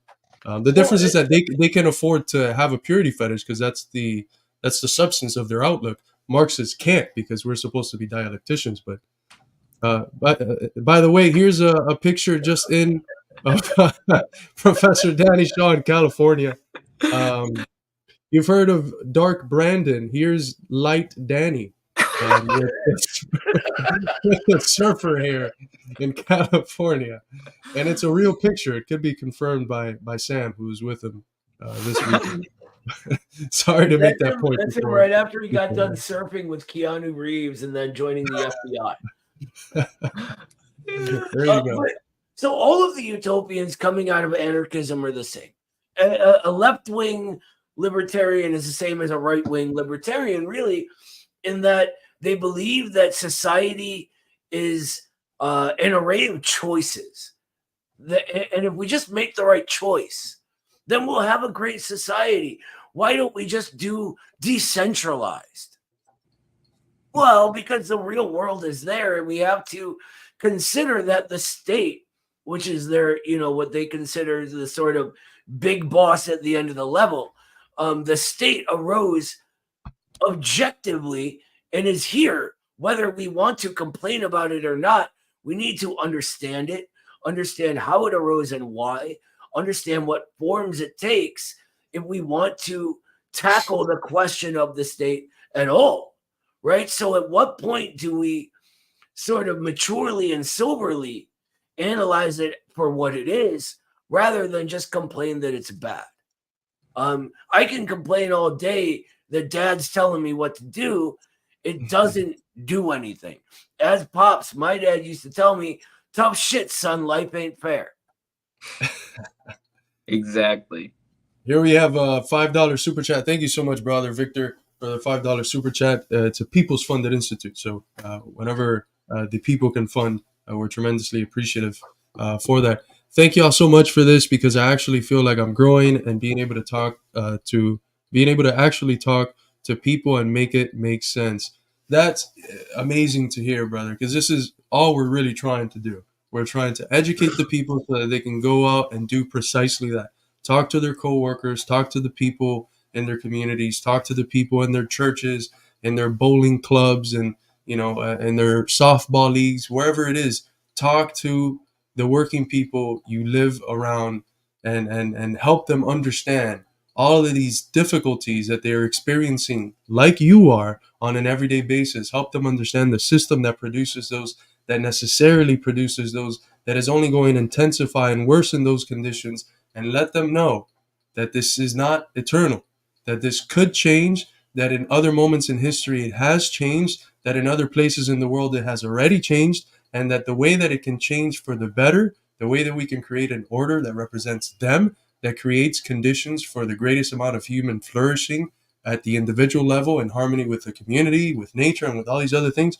The way that we can do that is by getting organized collectively and overthrowing the current ruling class and establishing a working class state and working class institutions that serve us, the people, and not the elite. That's why it's like a relief after talking to capitalists all day to come talk to you guys. Like, it's, I mean, it's fun to do these debates, but it's like the capitalists, people who are dug into this ideology, are people who have a material incentive to not, acknowledge the truth and the reality of Marxist theory and dialectical materialism. It's like they have this big block in their head, where anytime you start to approach reality and anytime you start to understand how things work, they're like, no, hold on, let me hang on to my capitalist dogma. But when you talk to regular people, it's not like that, right? A lot of times, especially if you got a few beers in, it takes about 10 minutes to convince them that communism's awesome. So yeah, it's, and the more you learn, the more it feels like you actually understand the world, and you can actually make sense of things and why things happen and why the government's corrupt and all the things that people love to complain about. 100%, brother. I was just talking to someone earlier today who was upset that I give conservatives a chance. Right? Like, why wouldn't I? I don't understand why you want to separate us along the lines that the bourgeoisie finds convenient to separate us along, first of all. But anyone from the working class, when you just talk, gets it. And it quickly gets it. We talk about this in the basics of Marxism class. Learning Marxism for working class people really is just gathering all of the words and knowledge categories to understand the things you kind of already knew all along. That's why it just clicks when you talk to your coworkers, if you talk to them in the right way. Absolutely. And that means, being tactical about it. There's not one size fits all strategy to any of this. All of our coworkers come from different experiences. There's going to be a lot of similarities, and we should focus on those, on the points of commonality. But there's also going to be differences, which mean that, the way that you talk to one coworker cannot be identical to the way that you talk to someone else. So there has to be a certain amount of flexibility that we must have in terms of our conversations. Be able to, as Gramsci would say, find the rational kernels in each person that you're talking to, the rational kernels, so the parts of their incoherent outlooks, right, that have that socialist potential, and disarticulated from the current outlook and rearticulated towards a new socialist way of looking at things. And it's not as hard as it seems. It means that look at the common sense beliefs that people have and see out of those which ones can we problematize a little bit, and then take them to socialism with it. And a good example is that the vast majority of the American people believe in the stuff that's said in the Declaration of Independence, of the right to life, liberty, pursuit of happiness, the right to overthrow an oppressive government, and then in the Gettysburg Address, people think it's from the Declaration of Independence, but it's from Lincoln's Gettysburg, which is government of, by, and for the people. You can't have any of that under a capitalist dictatorship. You can't have it under socialism. So that's an easy way to get from their common sense to socialism. And what is that? What did Carlos just do? Why do we all say the same sort of thing? It's because it's the application of Marxist analysis to how we talk to people, right? This is understanding what's universal, Marxism and the class struggle, and what's particular, right? The particular cultures that people have grown up in, the particular sort of narratives they've consumed. All of that is all of the realm of the particular. So we tailor our particular approach to that particular situation, just as we tailor our particular sort of form of class struggle to what creates it, right? We go on a strike because we're not getting the wages we need, that kind of thing. It's the same thing. It's all, as the meme says, it's Marxism all the way down. The one of the guy shooting the guy, looking at the earth or something. Dude, today, and I don't want to give away where I was, but I said, like, someone was talking about how capitalism abolished child labor.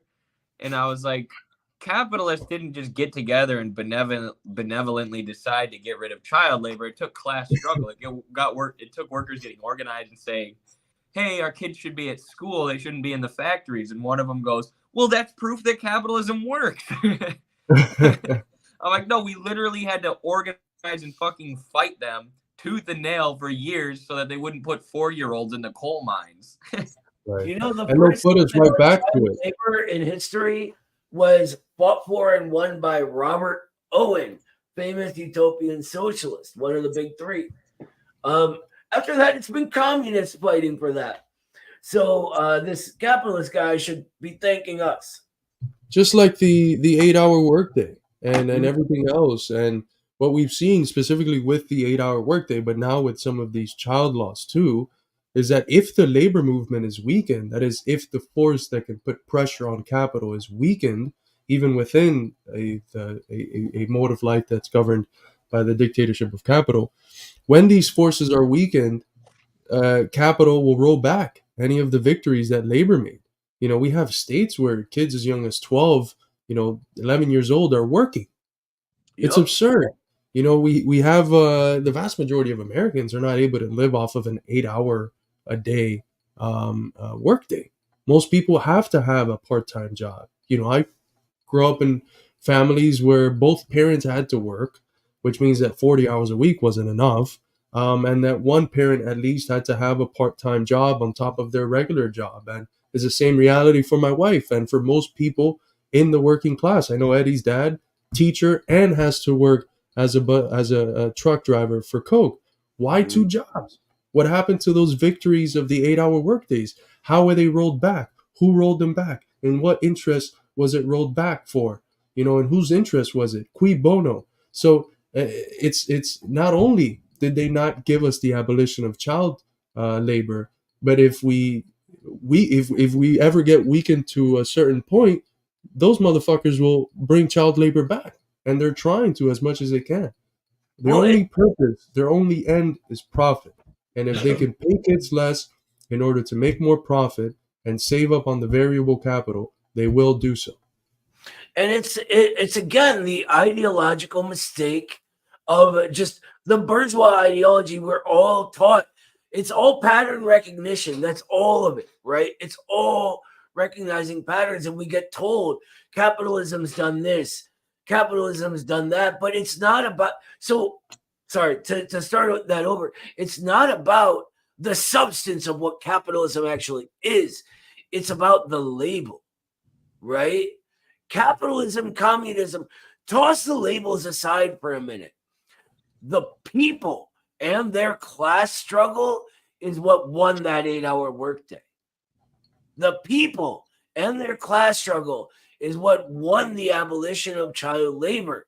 It's not like a system is responsible for this. No, the people and the class struggle is the motor of history. That is what creates change.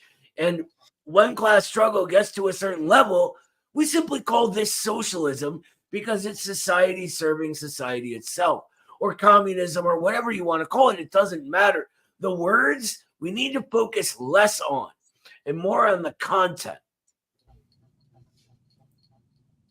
That's beautifully said. I have a couple more things that we haven't reacted to. Eddie, you interested in reacting to a few things? Yeah, let me do one, and then I gotta head out because I told a TikTok buddy I'd meet him out for a drink while I'm in LA. I better Good. go after I do this one, but I'll do one more because I'm having fun. So, for those that don't remember, one of the ways that we got into the invasion of Iraq was through this phony weapons of mass destruction story by Colin Powell and other vampires from the ruling class. And this is an iconic image of how our ruling class lies to us in order to get us to consent to these atrocious war that destroy our countries, send our brothers and sisters to die or lose limbs and come back traumatized, killing people whom they might have more in common with than the assholes who sent them there, and then that destroy these other countries. And we've seen in the last 2 decades more than 4 million people in the Middle East have been killed by U.S. imperialism, and more than 50 million have been displaced. But now Israel has its own little versions of the weapons of mass destruction, a very interesting and comical one, considering how stupid they must think we all are. So here's Caitlin Johnson. They're just insulting our intelligence at this point. Here's Israeli President Isaac Herzog saying that children were holding up Mein Kampf book and hiding it in the children's living room, and they're using this, of course, to justify the continued onslaught of bombs on children that have killed more than 4,000 and that have a rate of one child killed every 10 to 15 minutes. So let's give this video a watch. Tens of thousands or hundreds of thousands of people supporting by their demonstrations, supporting Hamas. I want to show you something exclusive, Laura. So this is Adolf Hitler's book, translated to Arabic, Mein Kampf. It's the book that led to the Holocaust and the book that led to World War II. This is the book that led to his victory in elections in Germany, which led to the worst atrocity of humankind the British fought against. Well, this book was found just a few days ago in northern Gaza in a children's living room, which was turned into a military operation base of Hamas, on the body of one of the terrorists and murderers of Hamas. And he wrote notes, he marked and learned again and again Adolf Hitler's ideology of hating the Jews, of killing the Jews, of burning the Jews, of slaughtering the Jews. This is the real warrior act. So all those who demonstrated yesterday, I'm not saying that all of them support. Bro, that book looks crispy. There's not one crease in it. How people who are living surrounded by bombs being dropped can keep supposedly a book of Mein Kampf that crispy is insane. This is what a book looks like when it's used well. It's like this. Notes all throughout, and I'm gonna drop my notes out. But yeah, that is not a book. Unreal. What do you think? You think people are falling for this bullshit, Eddie? There's no way. It's like Caitlin Johnstone said, like, this is an insult to our intelligence. Like, and the fact that he says, it was a kid who was reading it, because he knows that there's so much hostility towards Israel right now because they're killing kids. He's like, well, they're all reading Mein Kampf. Like, what are you talking about? I saw some of the funniest parodies of this, though. Like Max Blumenthal tweeted, they looked through a young Gaza child's search history, and they found him watching the video of Canadian Parliament cheering for a Nazi collaborator, Yaroslav Hunka. Like, this is proof that they're all Nazis. Like, dude, how stupid do they think people are? I feel like even the average brainwashed American would look at this and be like, what the hell is this guy talking about? Yeah, they're not winning the propaganda war. They're just not. And I feel like they're not even trying. You know what I mean? Like, this is that bad. We've seen they have some of the most sophisticated narrative creation in the world, but this is absurd. All the Palestinian children we're killing are actually Nazis, so it's okay. Like, that's wild. Right. It's they're losing the ideological war, and it's clear. And it kind of reminds me of how Yeonmi Park went from being like this figure that everyone listen to in order to hear the supposed atrocities of the Democratic People's Republic of Korea to becoming a meme because of how absurd the stories are. And Israel's getting to the point where any regular person, even people who might be sympathetic with the Zionist entity, are going to have to be like, does this make sense? Does it make sense to like bomb children because of this? Do these stories make any sense, especially since all the other ones that they've given in the last month have been shown to be false? I can't see this lasting much longer, and no state can perpetuate itself for a significant amount of time only on coercion. This is a basic point on not just capitalist states, but other states. Like, they need consent. They need consent. This is why ideology is important, because you need your people to consent to what you're doing. And I cannot see whatever level of consent they might have from the populace continuing at that level for very long, because it's very clear that it's just straight bullshit. It's unreal. The desperation. Right. The pure desperate. I mean, like, that almost looks like an SNL skit. You know, like, we had to kill 3,000 children, one child every 15 minutes. We found Mein Kampf under their beds. Like, are you fucking... You're insulting my intelligence here, Israel. Right. It's offensive. It's it's anti-Semitic as shit. Yeah. That's they accuse everyone of anti-Semitism for being anti-genocide and anti-Nazi, but the way that they're acting is just spitting on the face of the legacy of oppression that the Jewish people have faced, and you know, the way they tokenize the genocide of 6 million Jews for genocidal ends is just the most horrific thing I think one can think of. But thank you so much, Jesus Christ. We have the Lord here in the comment section. Jesus Christ Superstar. Is it? I don't know the way. You. I don't know it. What's y'all opinion on labor Zionism? I've heard folks say that it has had Marx's roots. What do you guys want to tackle this one, and then I'll say some things afterwards? Yeah, not really.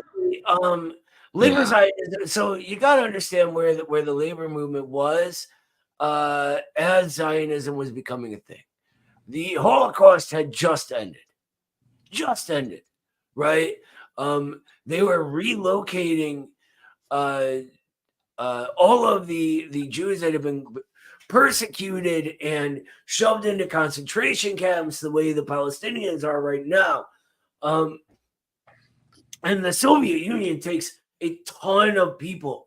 But remember, the Soviet Union also got destroyed by the invading Nazi hordes, right?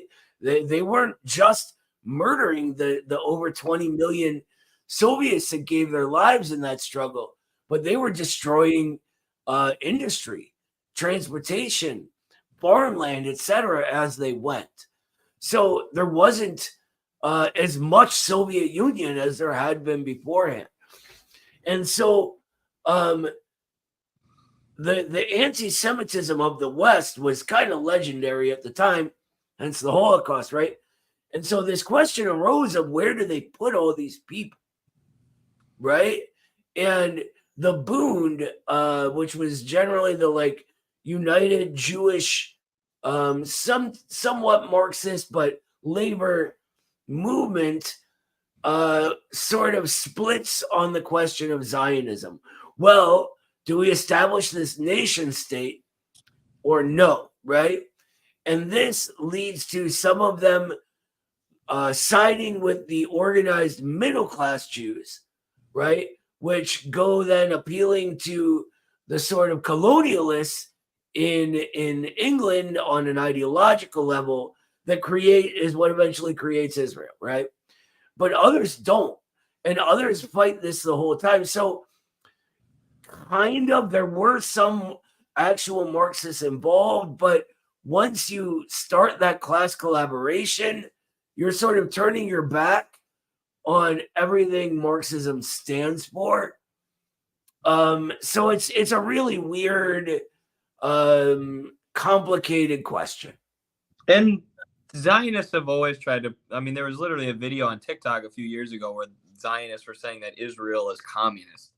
Right? They've always put a progressive veneer, a socialistic veneer on what they're doing in ethno-nationalism. And, there have been more pro-labor Zionists and more, middle of the road Zionists, but the vanguard of the Zionist movement and Zionist expansionism has always been the extreme right, has always been the ethno-nationalists, the groups like the Irgun. Those are the ones, going into Palestinian villages and massacring people and forcing them off their land so that people can come in and build settlements. And I don't know this 100%, but I'm pretty sure Albert Einstein was originally a labor Zionist, and then once he found out about the crimes of the Israeli apartheid state, he reeled that back and said, no, I'm not a Zionist at all, or was heavily critical of the Israeli state. So really it's a tactic too, to get you to think that Israel's this socialistic, pro-labor, progressive place.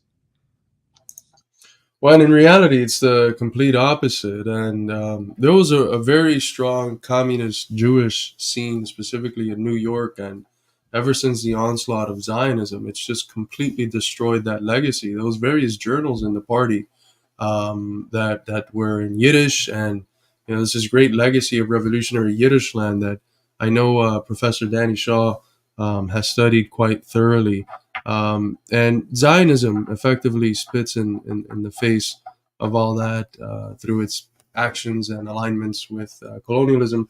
And what we'll see from now on, I think, since it's been so clear to the people on the left how destructive and fascistic Zionist ideology is, what we'll see is more references to the few moments where some people in the communist movement were confused about Zionism and vacillated and sided with it for a period of time. And we're going to see that done as a way to appeal to the left and tell them, no, Zionism is actually, it started as this project that might have gone astray, but there's still potential for Zionism being progressive. Zionism is fundamentally reactionary. There's no way around it. It's an ethno state, what it wants to create, and that's reactionary. That's not a positive development or something that any socialists or progressives should support. And what it does is it requires class collaboration, which was sort of the Nazi version of socialism, right? It was class collaboration that creates this society serving society rather than class struggle. That class struggle is not objective to class society. And Israel does this, right? This class collaboration with what they call the kibbutzes. The kibbutzes are how they pitch, Israeli socialism, right? They're these sort of vaguely collective farms and settlements, right? And the problem is it's all in collaboration with finance, right? And literally used as investment capital. There's a whole thing behind it, but the kibbutzes were what Einstein turned on originally, if I remember correctly. Yeah, absolutely. Thank you so much, Jake Scott. Wow. Thank you so much for a massive $50 super chat. This is the People's Institute. We don't have no Soros money or any benevolent Chinese billionaire sending us some cash. So we're funded by the people, grassroots, people funded. So we're tremendously appreciative of all these donations. Jake says, send us cash, Chinese billionaires. Jake says, as a student of non-traditional academics, how does a proletariat member enter into the local offices / parliament with the higher education or capital being the most commonly used blocks to proletariat participation on parliamental or on parliamental participation? Do you guys want to take a stab at that? It's hard. If you guys don't, I have some experience. I guess I'll go quick. If you read Bernie Sanders' book Outsider in the White House, it goes through how Bernie was able to, in a red state, Vermont, get elected year after year as a socialist. And I mean, Bernie used to be so much more based than the pathetic cuck to the military-industrial complex that he is now. But what he said was, I would just go to the workers and I would go to the unions, Republicans or Democrats, and I would ask them, what do you want? And usually it was apolitical stuff, like, we want the potholes fixed, we want a new park, we want this, we want that. And he would go, okay. And he would go fight for that. And people would see things change. They would, for once in their lives, they would see the government respond to their needs. And they liked that. They voted for a socialist again and again and again, despite tons and tons of Republican money being dumped into Vermont to try and oust Bernie. So you have to appeal to the people with populist rhetoric, and you have to put the Republican-Democrat facade polarization aside. This is precisely what I was saying earlier, right? Like, put all the liberal or conservative, Trump or anti-Trump, Democrat or Republican to the side. Working class people all need the same things, right? They need them potholes fixed. They need a living, dignified wage, right? They need to be able to take care of their families. No one wants, more handouts. Not really. We want stability. Stability on a peaceful, dignified life. So you just ask them what they want and you do it.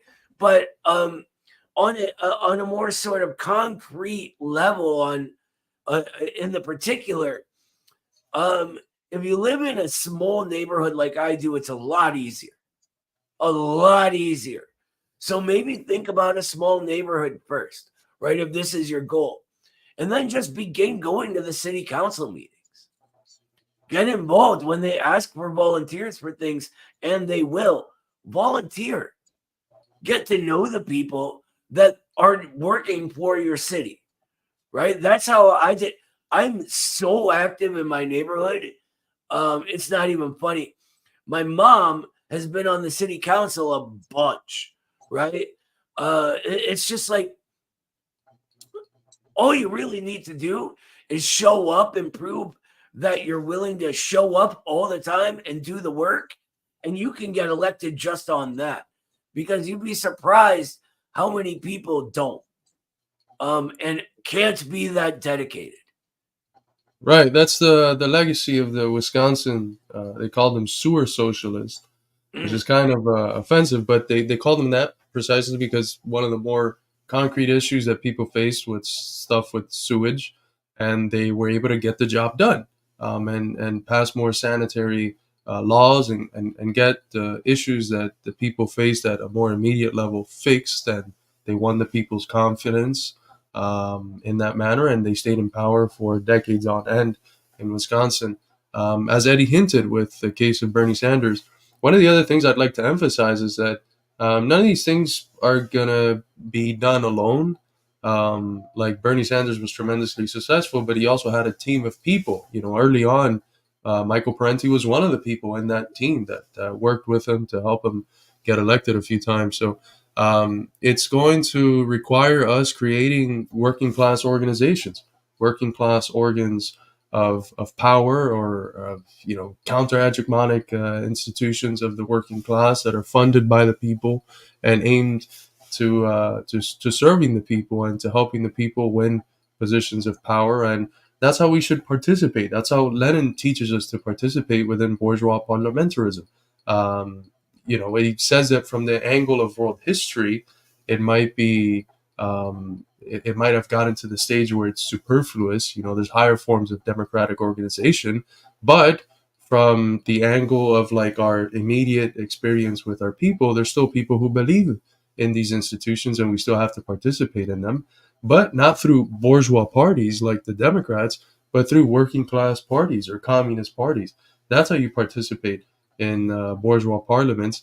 The central goal of that should be not only to win concrete things for the people, but to win the people themselves, to win the people to the side of communism, so that when the opening comes about where you can grab a hold of the state and radically transform it into a working class state, you're capable of doing so because you have won the people. So Jake says, okay, so I'm doing what I need to do with that. Sorry, I had another point. Go I ahead. had myself muted. That going back to the Bernie Sanders example, to reiterate what Carlos said, when he joined the Democratic Party was really when stuff started to go to shit for him. When he voted for the bombing of Yugoslavia, because you end up surrounded by all those bourgeois cretins and all the donors associated with the Democratic Party, and they have an influence on you because you're a human being, and human beings become who you surround yourself with. So when he was running as a socialist, as an independent, his politics were independent and socialistic. When he joined the Democratic Party, he started to drift into the neo-lib Bernie that we see today. And yeah, that shows why there's no working within the Democratic Party. Yeah, I was gonna ask Noah where I should go to eat now that Jake just gave us $50, but he dipped out on us. Oh, where should I go to eat? No, I'm in here. LA? Just real quick to connect it to your last point, Eddie, though. Yeah. Perfect. Because Future Homestead it asks, is it true that power corrupts, or was Bernie always a lib? I think the essence of the answer is what Eddie just said. We should avoid this point that our media, entertainment media, makes, which is that power, absolute power, corrupts absolutely. This is something that Eddie has been talking about quite a bit. He's been reading his Parenti, and it's bullshit. We want power. We want power for the people. We're not anarchists. We're not against power in general. That's a very abstract way of looking at things. But what did corrupt Bernie, or in part, was this transition from being rooted in organs of the working class and in counter-hegemonic institutions of the people, and the transition towards going into the Democratic Party. I don't think he's officially in the Democratic Party now, but he runs various races, the presidential races. He ran through the Democratic Party. So the closer he got to the bourgeois institutions, instead of him changing them, they changed him. And that's when you start to see a Bernie that votes for the bombing of Yugoslavia, that supports the genocide of the Palestinian people, that condemns Venezuela, that condemns Cuba, that does all of these horrific things. It's because he's participating within these bourgeois institutions, not within a proletarian organizational context, but within the organizations of the bourgeoisie. It's the easiest way, I think, to think about it is exactly as Carlos was just saying. Bourgeois institutions serve bourgeois interests. We can track, as Bernie gets closer to the Democrats, how he turns his back on those working class people he used to go to and serve in his community, serving them and their needs. But to get bigger and climb up that Democrat ladder, he had to go to the Democrats and serve their needs, right? And I'm sure he thought he was doing the best thing he could do at the time. So it's not like he was corrupted, but instead became a tool of the ruling class, serving those interests as he participates in those institutions. Also, it depends on what you want. You're looking for fast food? I'm looking to sit down and have a drink and a meal, like somewhere Fat right burger. here. What? Fat burger, brother. Fat burger? Fat burger. With an F-A-T burger? Yep. Yeah. Everybody talks about In-N-Out, and In-N-Out's fine. But Fat Burger is what's up. Let's finish this point, because I think it's important. Not as important as Fat Burger. Jake mentions that he's from Tulsa, Oklahoma. He's reading Left-Wing Communism, which, by the way, I mentioned it in the comments. That's where Lenin speaks in the most refined form about how we should participate in bourgeois parliaments and bourgeois trade unions and all these different things. So make sure to check that out. It's a tremendously important book.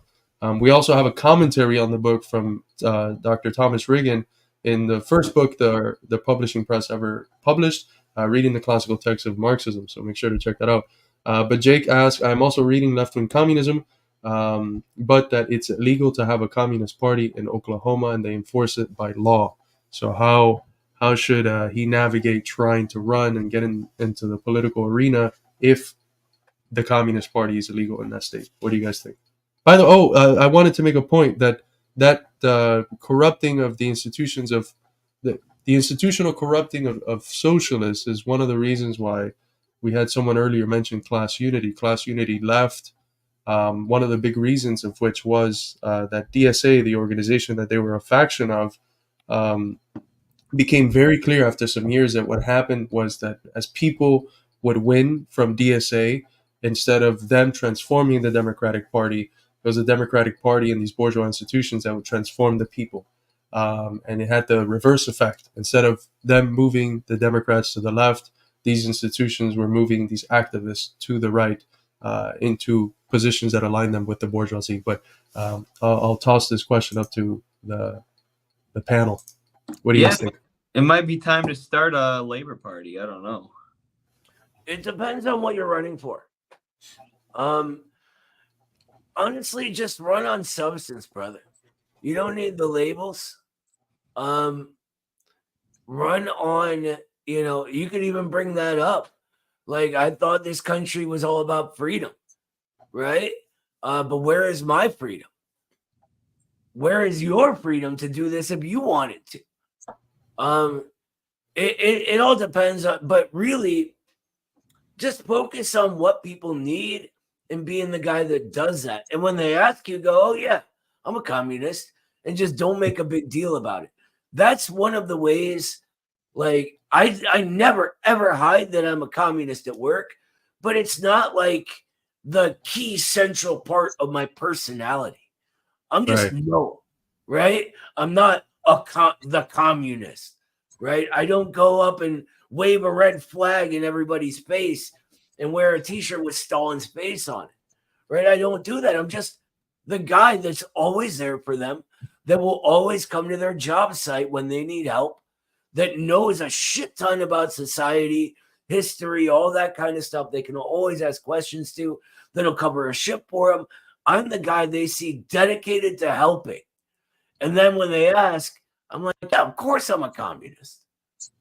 That's it. There you go. Show, don't just tell, lead by example. Don't try to lead by shaming people through various forms of condescension. Lead by example.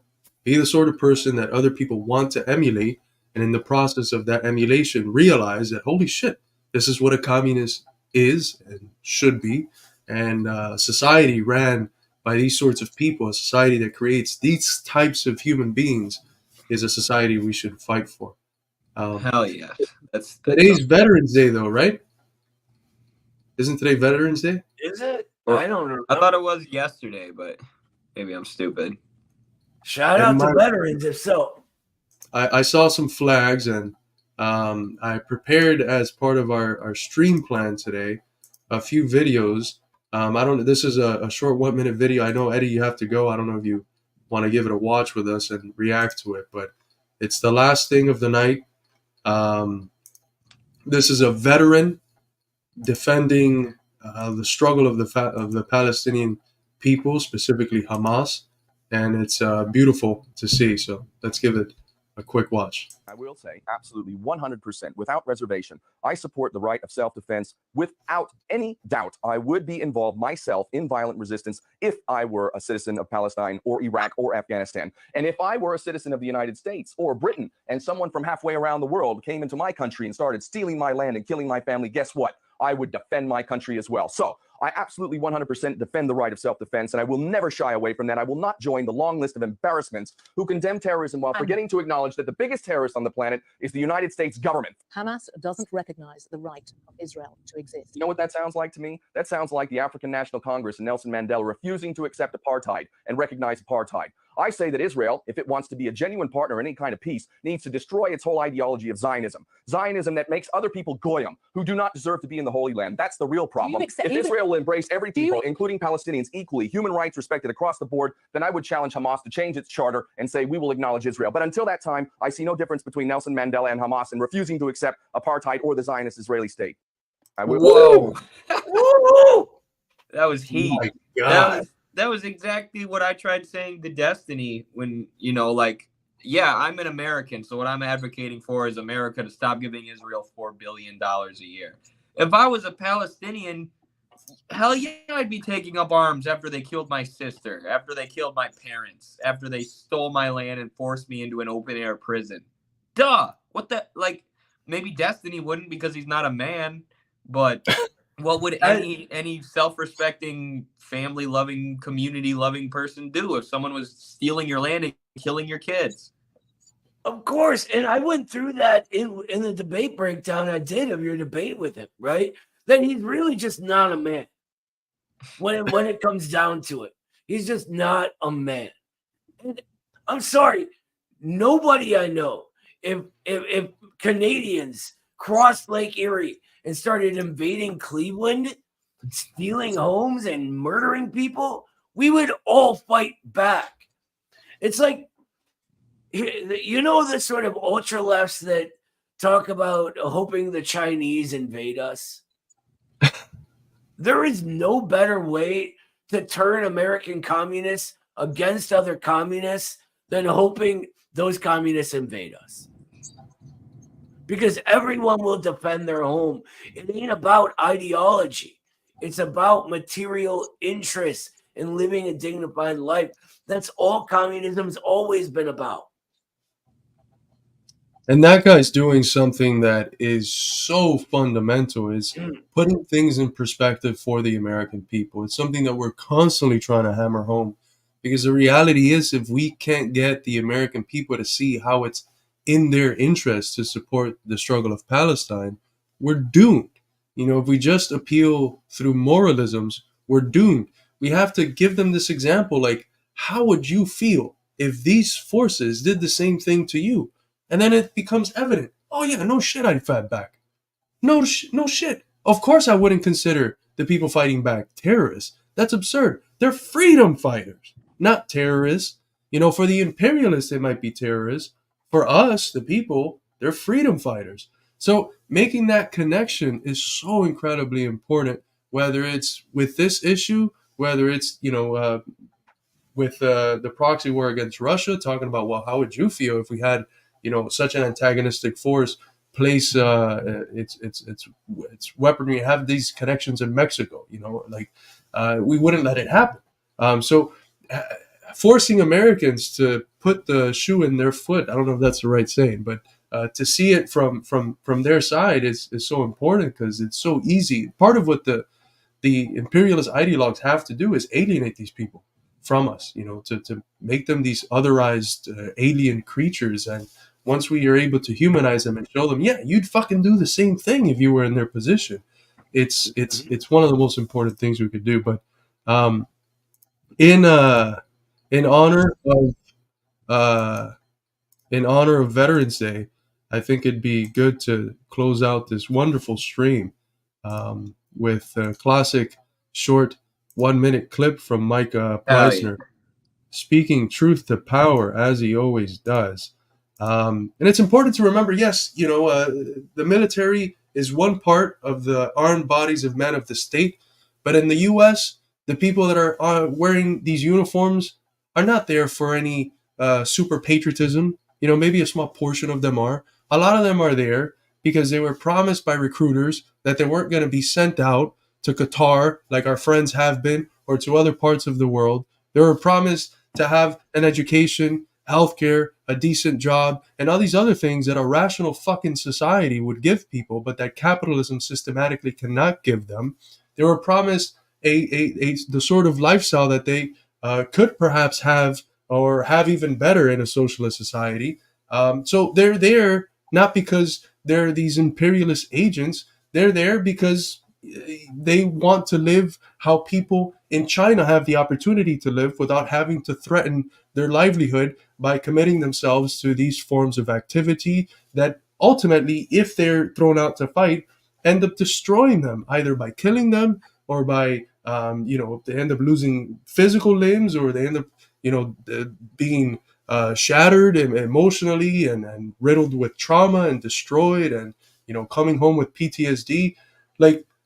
This part of the armed bodies of men of the state can flip. There's been examples throughout history. The Red Army, well, it wasn't the Red Army, but the army flipped, and that was a big part of the Russian Revolution. In the Portuguese Revolution, the army flipped, and that was a big part of their revolution. Hugo Chavez was someone that came from the military. He flipped. He stood with the people. And although the coup didn't work in the early 90s, he was able to win later on through the means of election. And, you know, there's times in history where these military forces, these parts of the armed bodies of man can flip. And I think, you know, knowing and having friends, all of us that have been a part of the military, these are some of the most anti-war people out there in the population because they've seen it firsthand. They know that they're not fighting for some bullshit sense of American patriotism or democracy or human rights. They know it's a rich man's war and that they're sending poor people to die and kill other poor people in this rich man's war. So anything you guys want to say before we play this out? Yeah, just real quick. Even those who don't go into this for sort of economic reasons go into it because they're under the misconception that they are defending us. And that is a rational kernel that we can take and redirect with the truth. So don't, and here is always our message, no matter what topic it is. Never, ever let anyone tell you to dismiss and cast away any working class people. They're the working class. They are our brothers and sisters. If you're a communist, it is your job to convince them, no matter where they come from. And if you can't do it, the failure isn't them for being too bad or whatever it is. The failure is on you. So get better at your job. There was a Australian. Oh no, it froze. There was an Australian working class dude who came to the U.S. He was a poet and a singer, became a very famous figure of the socialist movement, and he got in Utah. He got they plotted against him. They said that he killed a cop, and they ended up killing him. His name was Joe Hill, and one of his songs, he says, "We're the first ones to starve, we're the first ones to die, the first ones in line for that pie in the sky," hinting at how it is that the imperialists send out poor people to kill poor people, and they lie to us with a pie in the sky that we never get even crumbs of. Then the Dropkick Murphys did the song, so if the lines sound familiar, it's but it was originally Joe Hill who came up with the song. But all right, let's listen to the glorious Mike Pence. Oh, yeah. Thank you so much, Comrade Jake, for another $10 super chat. Jake's given us $60 today. Thank you so much, brother. These donations are fundamental for the Institute. It's a people's funded institute. That last statement by Carlos was a $10 quote. Thank you so much, brother. My family was in the military since the Civil War. It's not easy having my views, but it's not my identity. Enjoy my staff shortage, emergency pay. Thank you so much, brother. That's great to hear. And yeah, man, there's tremendous potential in folks who have served and who have seen in the front lines how it is that they lie to us, and you know they've suffered tremendously. We all have friends who have came back bruised and dismembered and sick in the soul, like you wouldn't believe. Yeah. But those people can make great warriors in the class struggle too, as we're about to see right here with this video from Mike Preisner. Like, there's nothing more powerful than hearing a military vet who's been overseas condemn imperialism and condemn the U.S. as the bad guys. Right. They have discipline. They have discipline. It's folks with discipline, and it's folks who, you know, if push comes to shove and the class struggle gets to the point where the contradictions heighten and the people have to take up arms, it's going to be pretty cool if we have some veterans on our side. Damn straight. It ain't all self-taught gun nuts. You know, real training is important. We got one more super chat. Thank you, Popers, who says, I fell for the propaganda when I joined in 2013. Now I try to help people to avoid the same mistake I made. That's what's up, brother. That's what's up. Exactly that's what we're talking about. A great warrior for the working class now. So glad to have you, Popers. Don't just be a passive listener. Be active. Change the minds of your coworkers. Change the minds of the people in your community, of the people in your churches, in your bowling leagues, in your softball leagues, in your semi-pro baseball leagues. change people's minds. Change people's minds always. That's the only way that we're going to have socialism. If we're all active, don't just wait around for us to do all the work. It's impossible for us to do all the work or for the existing parties to do all the work. Get in the fight. This is your fight. This is our fight, and we got to win. But with that, let's give the glorious Mike Preisner a watch.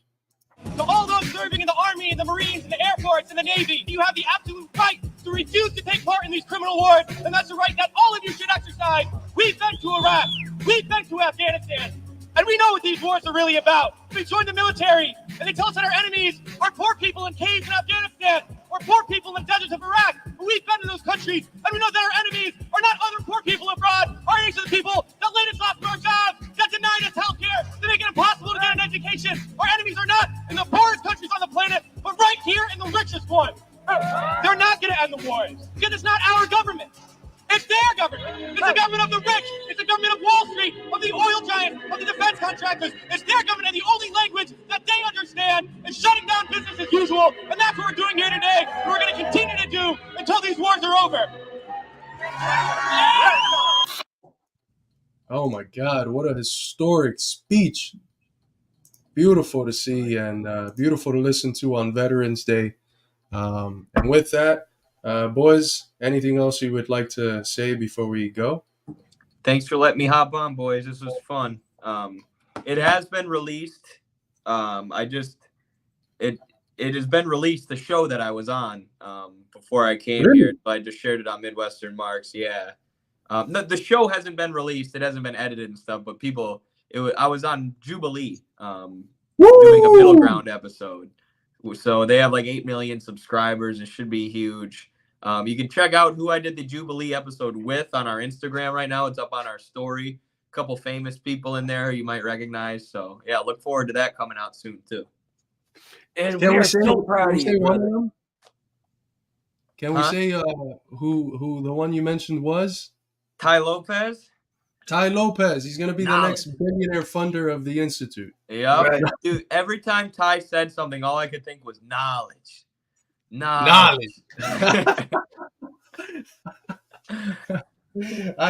soon as that comes out, we'll let y'all know. I'm sure Eddie rocked that shit. But hell yeah, we'll react. Proud of you, brother. That's so awesome. Yeah, I'm excited to I'm counting down the days till they release the episode. Yeah. Oh my God. Same.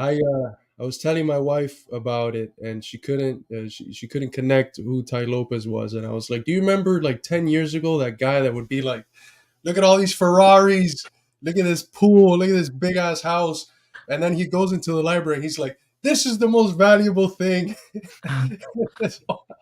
I got 2,000 books. I went back and watched one of his videos. He says he has 2,000 books. I'm like, I don't even read that much. I have over 5,000 in my house. Oh my God. He was actually weirdly enough hit it off. He was a nice guy. Yeah, you could tell he's a kind guy. But all right, well, in the spirit of Danny, let's show Danny, Surfer Danny, just real quick before we go, who was also in California. He was in a pro-Palestine protest today. But hang all the 10s while you're there, brother. You bet. Yo. But all right. So with that, thank you all who watched. Thank you to all of you who donated and who share our stuff and like it and subscribe. Thank you, boys, for coming on and for having such a wonderful show. We'll see you all next time. Solidarity. Bye, everybody.